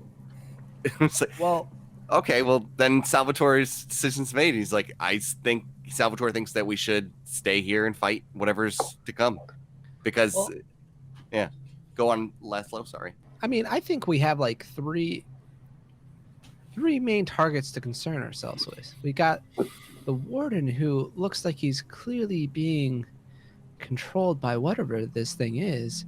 We have the thing darting about inside it, the main crystal that's controlling it, and possibly whatever this chittering noise is to worry about. The tree itself. Is that the tree itself? Or whatever. You heard, Salvatore specifically heard the chittering of insects. Which, that's the one that makes me more nervous. If we can fight one thing at a time, I have no reason to doubt our capabilities of taking down something, even if it is stronger than us with our numbers. But if there's a bunch of potential enemies hiding about here, I think that's where we'll be in trouble. It's a good point. So we can approach the warden, we can approach the portal, we can go back. Those are or we our could options. try to lure it out, but then I guess we also run the risk of luring everything out. Well, do you think that the warden and the shadow might be connected? If we defeat the shadow, then the warden will come to his senses. Possibly. There's a possibility. So then maybe we should make that a priority target. Just, it could also be the shadows controlling everything. So if we kill the shadow, we won't have to worry about everything else either. That's a good point, but if we're wrong, we'll still have to fight three things anyway. So we might as well try it. Want to just go for the shadow then? I'll be honest with y'all, and I kind of like hold out my quiver and show them I only have 5 arrows left. I'm running low on usefulness. I mean, I got my daggers still, but I mean, I just want you to know that this could be a really tough fight. I toss him my repeating crossbow. Oh goodness. Yeah, I kind of like have like a little bit of a like a moment, like I like kind of like cry a little bit. Thank you, man. Thank you. I appreciate you. Yeah, whatever. Let's just get out of this alive. All right, so we do have any idea what might be inside that thing, or we just know it's not good? Something from another place. All I know is whatever is in the crystal is the forces of darkness. It is indeed evil. It is also not from our plane. Evil. We should approach with caution. All right, well, I think I could probably get a defensive position on top of the thing, but if I'm being completely honest, the only reason I want to climb it is so that I could say hardcore, parkour.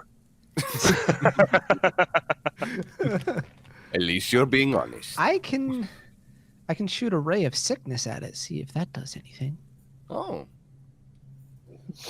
Because I'm a doctor, guys. All right. Well, we're talking in circles here. Perhaps we should just do a vote right now. I want to kill the shadow. I want to save this tree. I want to kill the shadow. Save the tree. All right, everybody's hands in the middle. 1, 2. No. All right, let's go. Man. Let's do it. I think Alonso should start with the fire, and I'll follow up with the ray of sickness. Bruce, you get in position to like hardcore parkour. Hardcore. Like, hold on. Fire as in, wait, do I have fire or you mean fire my arrows? Fire arrows. You don't have Oh, fire. all right. I was like, I don't have It's fire, not a sir. fire Mm-mm. bow. No, all We right. should keep in mind that the warden might also attack us if we initiate. Probably will, which is why we should attack the thing as fast as possible. All right. Let's go now. Your camera could, is frozen or you are frozen. I can't tell. No, he's not frozen for me. I could do I'm my here. best to try and restrain and kind of control the warden a bit. Yeah, Maybe I should focus him down while everybody else takes on the shadow. do that. The rest of us, let's prepare to fire at the shadow. And I want to ready my ray of sickness to fire at the shadow. Okay, everybody make a perception check as your eyes are darting from the shadow itself to the individual, the warden that is down below, currently meditating and praying in this pool of blood that's coalescing around him and then pouring into this heart core that's absorbing the blood itself. So Bruce, you note that the only way to get to this shadow would be to go through this orifice, this portal that seems to be on the front side that he is facing. Oh, so the portal is In front of the warden. We have to walk front of the directly warden. in front of the warden to get into the shadow. Yeah, to reach the shadow. The shadow is, you're like looking at this giant heart core, and the shadow is darting around on the inside of it. And the only Sorry, opening... Yeah. I lagged out again. Could you repeat that last bit? Yeah, the only opening that you think that you could get to that shadow is on the front side that is directly adjacent to this warden. So So it's in the front. warden first, or sidestep the warden at least. Wait, so how close is he to the thing? I'm a So... little confused now picturing this. Yeah, no, you guys you're very accurate in your assessment. On the inside of the heart core is the shadow darting around it. I might have said around, It's but it's on the inside inside. the It is on the crystal. Oh, inside. okay. And then Yeah. how close is the warden to the heart core? The warden is roughly 20 feet away from the crystal. Oh, okay. So then And we this just is the crystal. Oh, sorry, I don't have my highlight anymore. But the center of the giant rose-looking thing, Yeah. rose crystal thing. Okay. we just dash into the portal and fight immediately. Try to kill a shadow before anything can come for backup. So Or die. he is 30 feet from it. Basically, the pool of water is like the outside of it is 30 feet from the crystal itself. You guys are roughly 45 feet at the moment. Okay. And so the entrance to this heart core, basically the only opening that is identifiable is in the front. And that is where the warden is directly across from. So we have to go to the warden directly to then cross. We can't zigzag across. We can't go across. We could try knocking him out. One thing to note is that Incapacitating him. you have a potion, Laszlo, in your inventory, the potion of transformation. You do have that in your repertoire. Oh, you're right. Hmm. Okay. Okay. Well, I still think if anything, I would like to divert off because I think I don't want to be fighting on two fronts. Yeah. Can I make out enough of the shadow to like tell what it is, or it's just a figure, a silhouette? Make an Arcana check.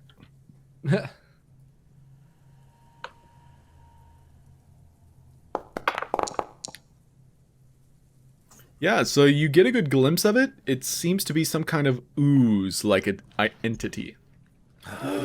We already encountered one of these. We did. What, We you were did. there. You were there. You were there. remember? You remember? I guess. Guys, if we can knock out or incapacitate the warden somehow, I can transform myself into the warden and then go through the portal, and maybe we won't be attacked on the spot. Do you think the thing will notice if we attack the warden? Hmm. That's a good question. I'm more than happy to knock someone out. I just want to be sure it won't get us into more Well, trouble. we gotta Can decide you something sneak attack quick him? because I keep seeing the DM roll dice, so we need to decide something. It's the closest thing to a plan I've heard so far. So perhaps we'll do that. I'm gonna So go we- knock him out. We knock out the warden. I'm gonna hunter's mark him before he gets started, and I'll be aiming for the knees. All right, I want to I'm gonna stealthily. drink the potion. I'm gonna cast guidance Transform on. myself into- Everybody at once. So, I rolled several times, but the first roll was for the beetles.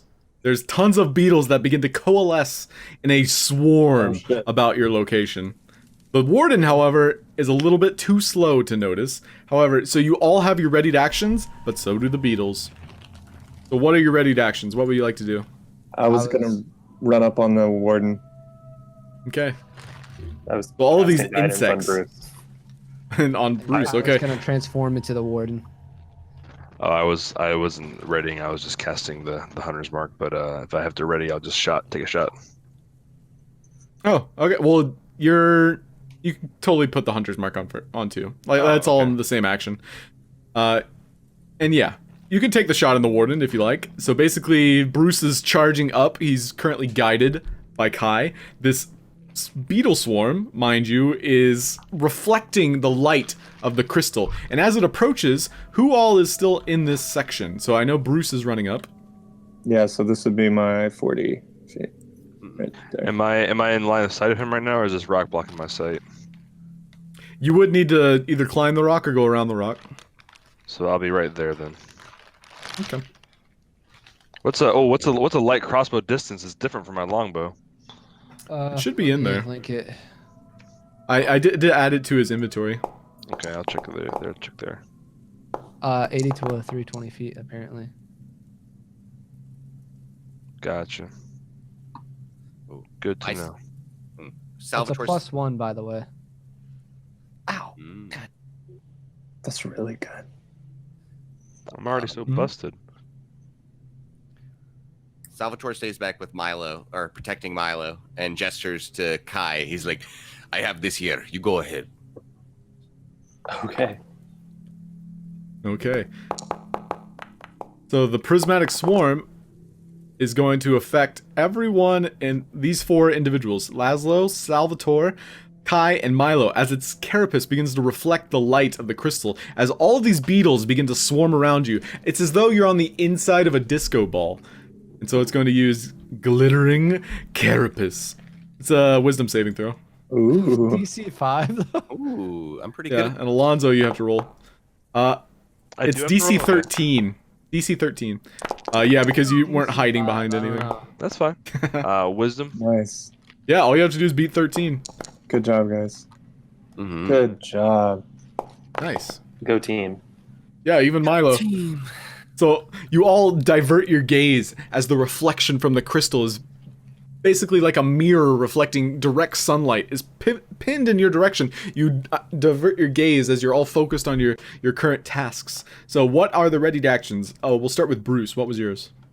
Well, You were dashing to get in his face? from the beginning, yeah, I would have.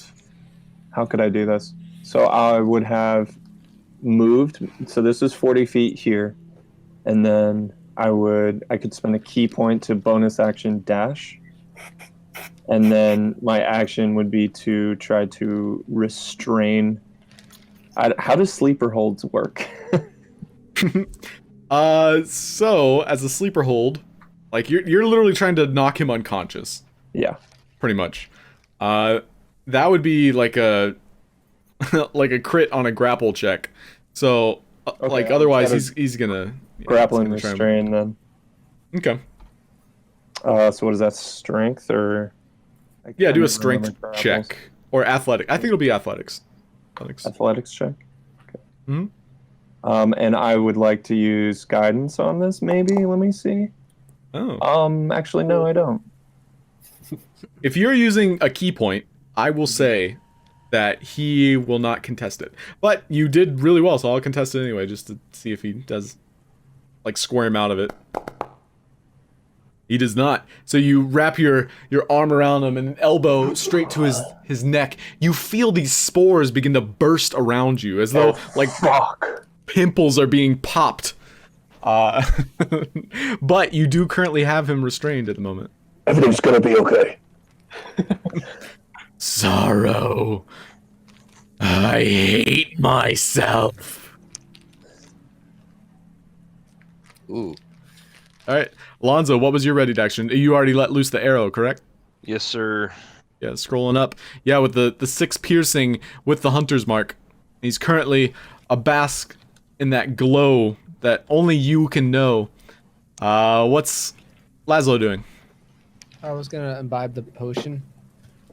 Okay, so you are currently the same look and feel as that individual, right? Yep. Then Okay. can I still move or no? Yes, you can still move. Okay, I'll walk towards what's his Bruce. Okay. Are you doing anything else? No, that's because the potion's in action, right? Yeah, just to chug a potion. And you watch as your body is beginning to meld into the same form. Even like the pores themselves are realistic as you've kind of gotten a good glimpse of his form. And so you're spewing out these little toxic clouds, but they're only an illusion, mind you. Okay, and then Salvatore. You watch as this swarm of beetles, who have all pooled into this large mass, are now heading your direction. You were able to divert your gaze, and the reflection of light is now over, but they are approaching you. I put myself between Milo and the swarm, and I, with a light rapier, I ready in action for the first beetle to come close enough to be struck. Sure. So you never sheathed your sword, so to speak. Absolutely not. Never. Not Salvatore. And Kai, what are you doing? I'm going to head down here a little bit. Can you head And down that then- way? Can I? Yeah, I will say this is all happening simultaneously. Okay. Yeah, just to eventually make my way over to where the warden is. But in the meantime, I'm going to splash the beetles with some douse. Oh, Okay, yeah. So a constitution check. And they unfortunately succeed. Oh man. Yeah. Just You watch as Kai creates this basketball, and he bounces it once or twice, and it's a Kobe. And as it impacts this swarm of beetles, they all jut out of the way. It was like this big bubble that it just like took too slow to hit the ground. I Okay, just, like, so try now, to splash people. everybody go ahead and re-roll your initiatives. It looks like it did it automatically. Oh. No, you do not get what I rolled. Okay. Good, because I got 6.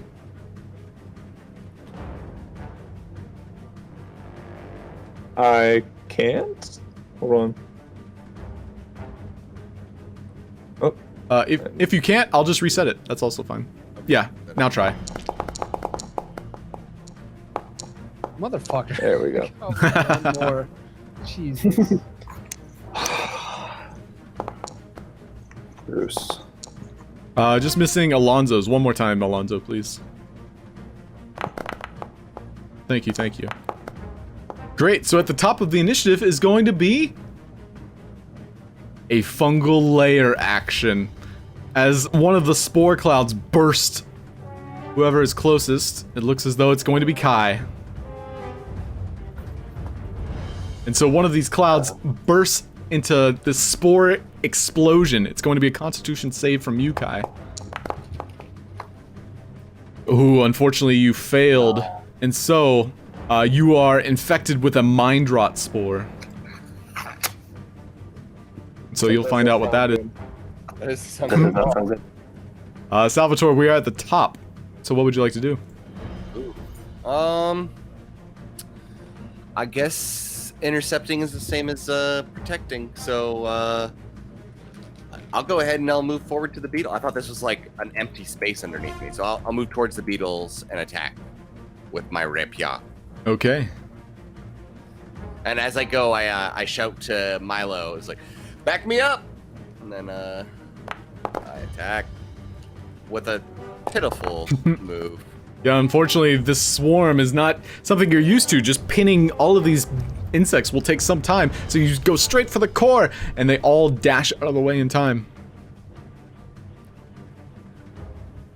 Rats. Beetles. Bonus action, anything? Oh, do I have anything good? Bonus action cry? No, it'll bonus action cry, and I'll keep my Mungosh up for defense. Okay. And quick question. Yes. I have 17 armor class, and then with the Mungosh up, I have 18. I will double check for you. So you have dexterity 18, which is +4, plus your scale mail. Yes, that is correct. So 18 Okay, is with Mangosh up. Gotcha. I'm good. Defending. All right, so Kai, meanwhile, you begin to feel these spores kind of like coalesce around your body, and they immediately go for your brain. It's acid damage, which you are surprisingly resistant to, being a water genasi. So as these spores go towards your brain, the inner veins, the water that contrives and contorts your innards, begins to push it away from your vitals. And so it's a saving constitution. You do take half of that. This is the initial, but the new constitution check is to remove it from your body.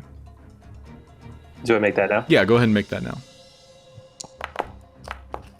So unfortunately, the spores are still emanating from you. It is now your turn. I am going to. These all are they reflective on the map? The little spore pods that got me, or are they kind of just like all over the place? They are all over the place. This map, it looks great, but the spore pods are essentially like his layer action. So the entire map you can consider is covered with spores. I'm not gonna just like walk around right. basically. Okay. So I'm gonna head to here and see if I can douse these again. I'll give it another shot. Okay. Nice. Constitution save. 14. Meet it, beat it. Let's go. Come on, Beetles. Let's go, Beetles. Yeah. Oh. Yeah. So the Beetles are able to get out of the way as the basketball of water impacts the floor, skittering about. Don't pep talk the Beetles. Hey, they're my Beetles. Okay. It's rude. Beetles. All right. So that's your turn. That's my turn. All right. This prismatic beetle swarm is going to try and crawl up Salvatore, nipping all along the way. Not my nipples. I have several. 15 to hit, so I believe that misses. As a miss. Mm-hmm. And as some of you might know, a swarm can occupy other creatures' spaces, so they're all swarming along Salvatore. And Salvatore, with the fire along his rapier, is spinning, creating this torrent of flame, preventing them from accompanying his body.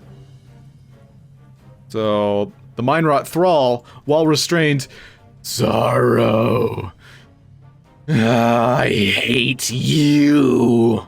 He's gonna claw at you twice. Bruce. Ooh. 14 to hit.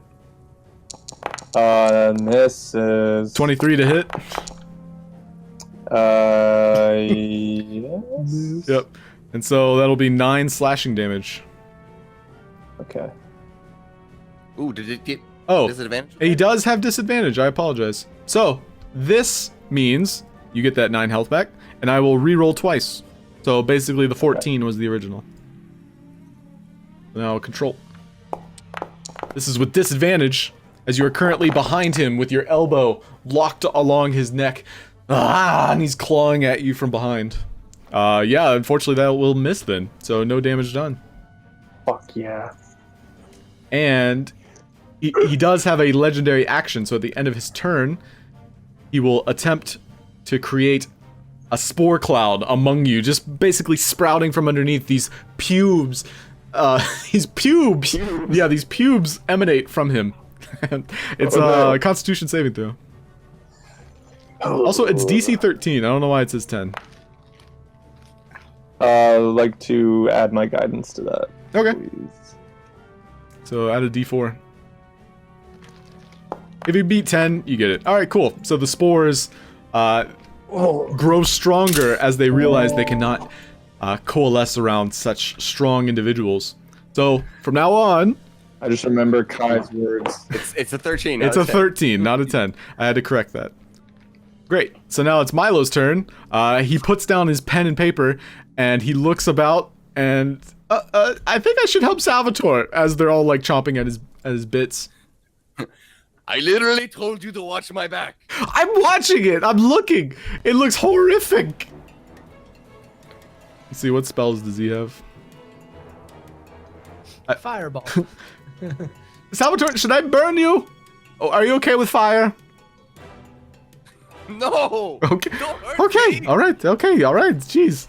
You'll chill touch the swarm. Oh, that does hit. And so these beetles all take 1 necrotic damage. There's a lot of beetles, though. Think of it. Yeah, so basically a couple of them, you watch as the spectral hand emanates from Milo, and it directly slaps one of the beetles, literally squashing them like a fly swatter. Alonso, it's your turn. Nice. Alright, so they have the beetles pretty much handled from what I can see, so I'm just gonna help out Bruce, just take more shots at the kneecap, trying to incapacitate this this rot priest. Okay. Fire away. Rock priest. It's fucking metal. Sorry, I'll you know what, I won't even say the plain word this time. I'll just take my losses. 12 damage. I'm assuming it hits. Yeah, 12 hits. Or I'm sorry, 18, and yes, 12 damage. Yes, correct. And you're able to get a clear shot as Bruce pivots his entire body towards his party's direction, and everybody has a clear shot of him. Not from a distance. I was about to look that up, though. So attack rolls against the creature have advantage. Yeah, I don't think so. Only within 5 feet of it, I'm pretty sure. I mean, if he's restrained, though. But if he's restrained? Yeah, it's pretty if he's vague. Restrained, it's all. Yeah, it's pretty vague. But roll to see if you get a crit. You have infinite ammo. We'll just see if you get a crit. If Yeah, not, it says attack rolls against the creature. So Yeah. any attack roll. I think prone is different, but that's okay. Yeah. You still hit there. Prone is different. Great. So Laszlo, it's now your turn. Okay, and the entrance is up here, right? The entrance would be, yeah, you would just be hopping along these routes here. And then the entrance is right here. Okay.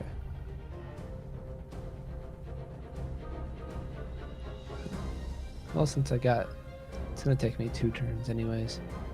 I'll wobble over here and also try to help incapacitate or knock out this. Well, before you make that assumption, you can follow this route directly there. I was just saying the pool of blood kind of like coalesce right here. So you can totally help can I go up here? your ally, or you can follow this route that leads directly to the portal. Kind of nervous about going in alone, but Fuck it. fuck it, yeah. This day won't get one. Let's go. Okay. So peering into the portal, Go into the portal. in your disguise, make a deception check. As you're trying to emanate the same target that you've transformed into. Hell yeah. Nice. So as you stick your head inside and you do this prayer, this bow that you've noticed this thrall do, is there anything you say? As you look inside, you can tell that this portal, it appears to go to a different dimension. And as you look, you can see that there's a shadow that is darting around the core itself, but the portal, it opens up into a different plane. But is there anything you say as you're looking? And here's your choice. You're looking at the shadow or the portal. I'm gonna look at the shadow, and I'm just gonna repeat what I've been hearing the warden say this whole time. I'm so sorry. I hate myself. Okay. You hear a gurgling. Shut up, Kyle. And do I see where that's coming from? Yeah, this is the shadow talking, and as you get a better look at it, it's the same entity that you saw once before. It's a shadow ooze, and this is what you and your party have labeled it as such. And Is this from the lake or whatever? Yeah, this was in the treehouse. Basically, the last location you and your party were, and that was Kyle's original, like his quarters as a warden. Like he was given a cabin, and so this cabin is where you encountered an ooze, very similar to this one, and it looks at you, and it just nonchalantly just goes about its business. Like it thinks you're Kyle. Perfect. I want to know, was I here for this ooze fight? Yes. Yeah, you were there. Okay. I don't remember it at all. No, your character was. Yeah, but your it character. it was tonight. Oh, I see what you mean. Tonight before you got I here. mean, like, yeah. Was I Yeah, really- you, Chris, were not there. Laszlo was there. Could I get like a re-up on like how we clearly burnt me it. being there defeated it? Mhm. We killed it with fire. It's slow, but it hits hard. Okay. Next question. Do I still have my arcane power ability, or are we gonna switch that up to a Your arcane power, you still have it in your spell list. However, it did wear off from the last time you used it. Okay, yeah, I just want to know if like, are we ruling that I can't use that anymore, or I decided you get to keep it because I think it's great for your character. great. I still have a wrench, so I'm gonna take out my wrench, Okay, cast arcane weapon, nice. put fire on it, Okay. and attack the fucking slime. Ballsy, dude. Sure, yeah, the slime, although it ignores you, it is passing within your vicinity. You could totally reach it. So yeah, go ahead and roll your wrench attack. I don't think I've ever used my wrench, but this will be fun. God damn it! Mm, What the fuck, Kyle? I try to like pass it off as just like I'm. Like, doing some I'm kinda, like, sorry. Yeah. I'm sorry. Okay, deception check.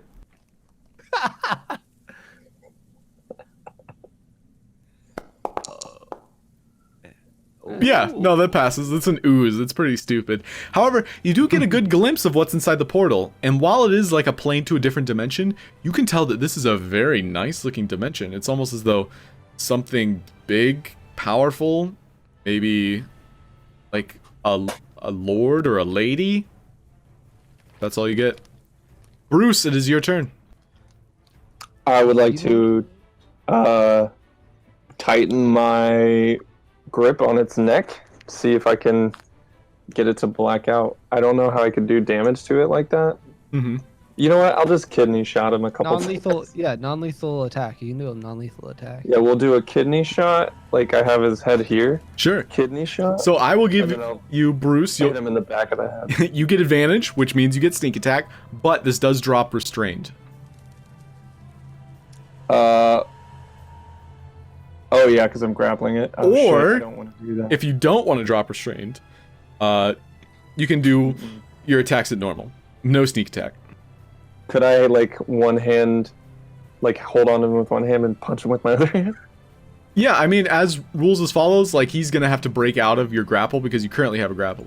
But if you're trying to go for some really dirty blows, like you're gonna let go of that. However, if you just want to keep him grappled and hit him, that's perfectly like acceptable. Yeah, I wanna hold on to him.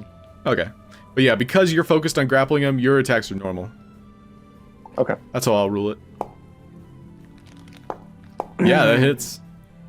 And 6 bludgeoning damage as you sucker punch him straight in the kidney. Sick. And then we'll do a key point for some Oh. flurry of blows. Hey. You take those. There's Get one. him! Oh shit. That's a miss. That is also a miss, unfortunately.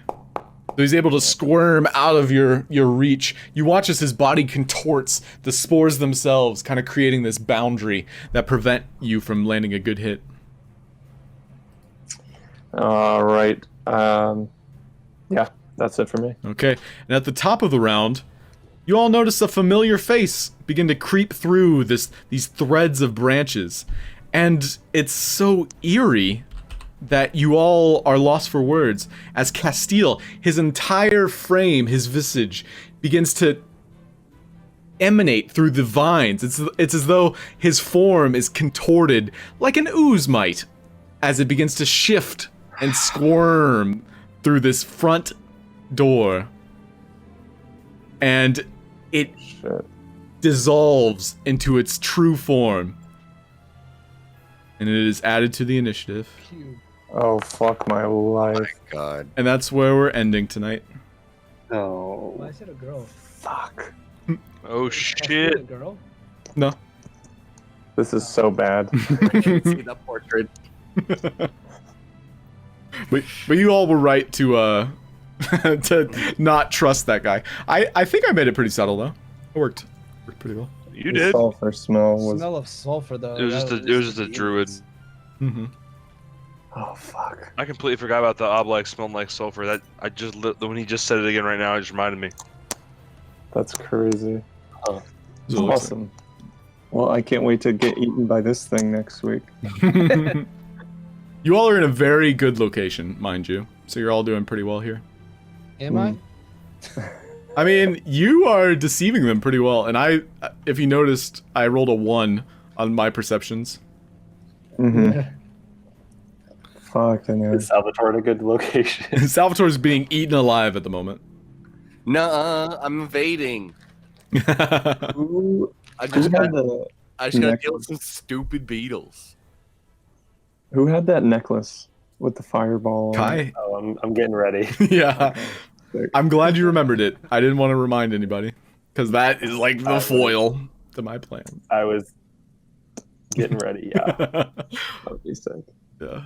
Awesome, and dude. Thank you. yeah. DM. Who's getting the flames? Yeah. Looking forward to it. Good Yeah. night, y'all. Yeah, it'll be fun. Good night, everybody.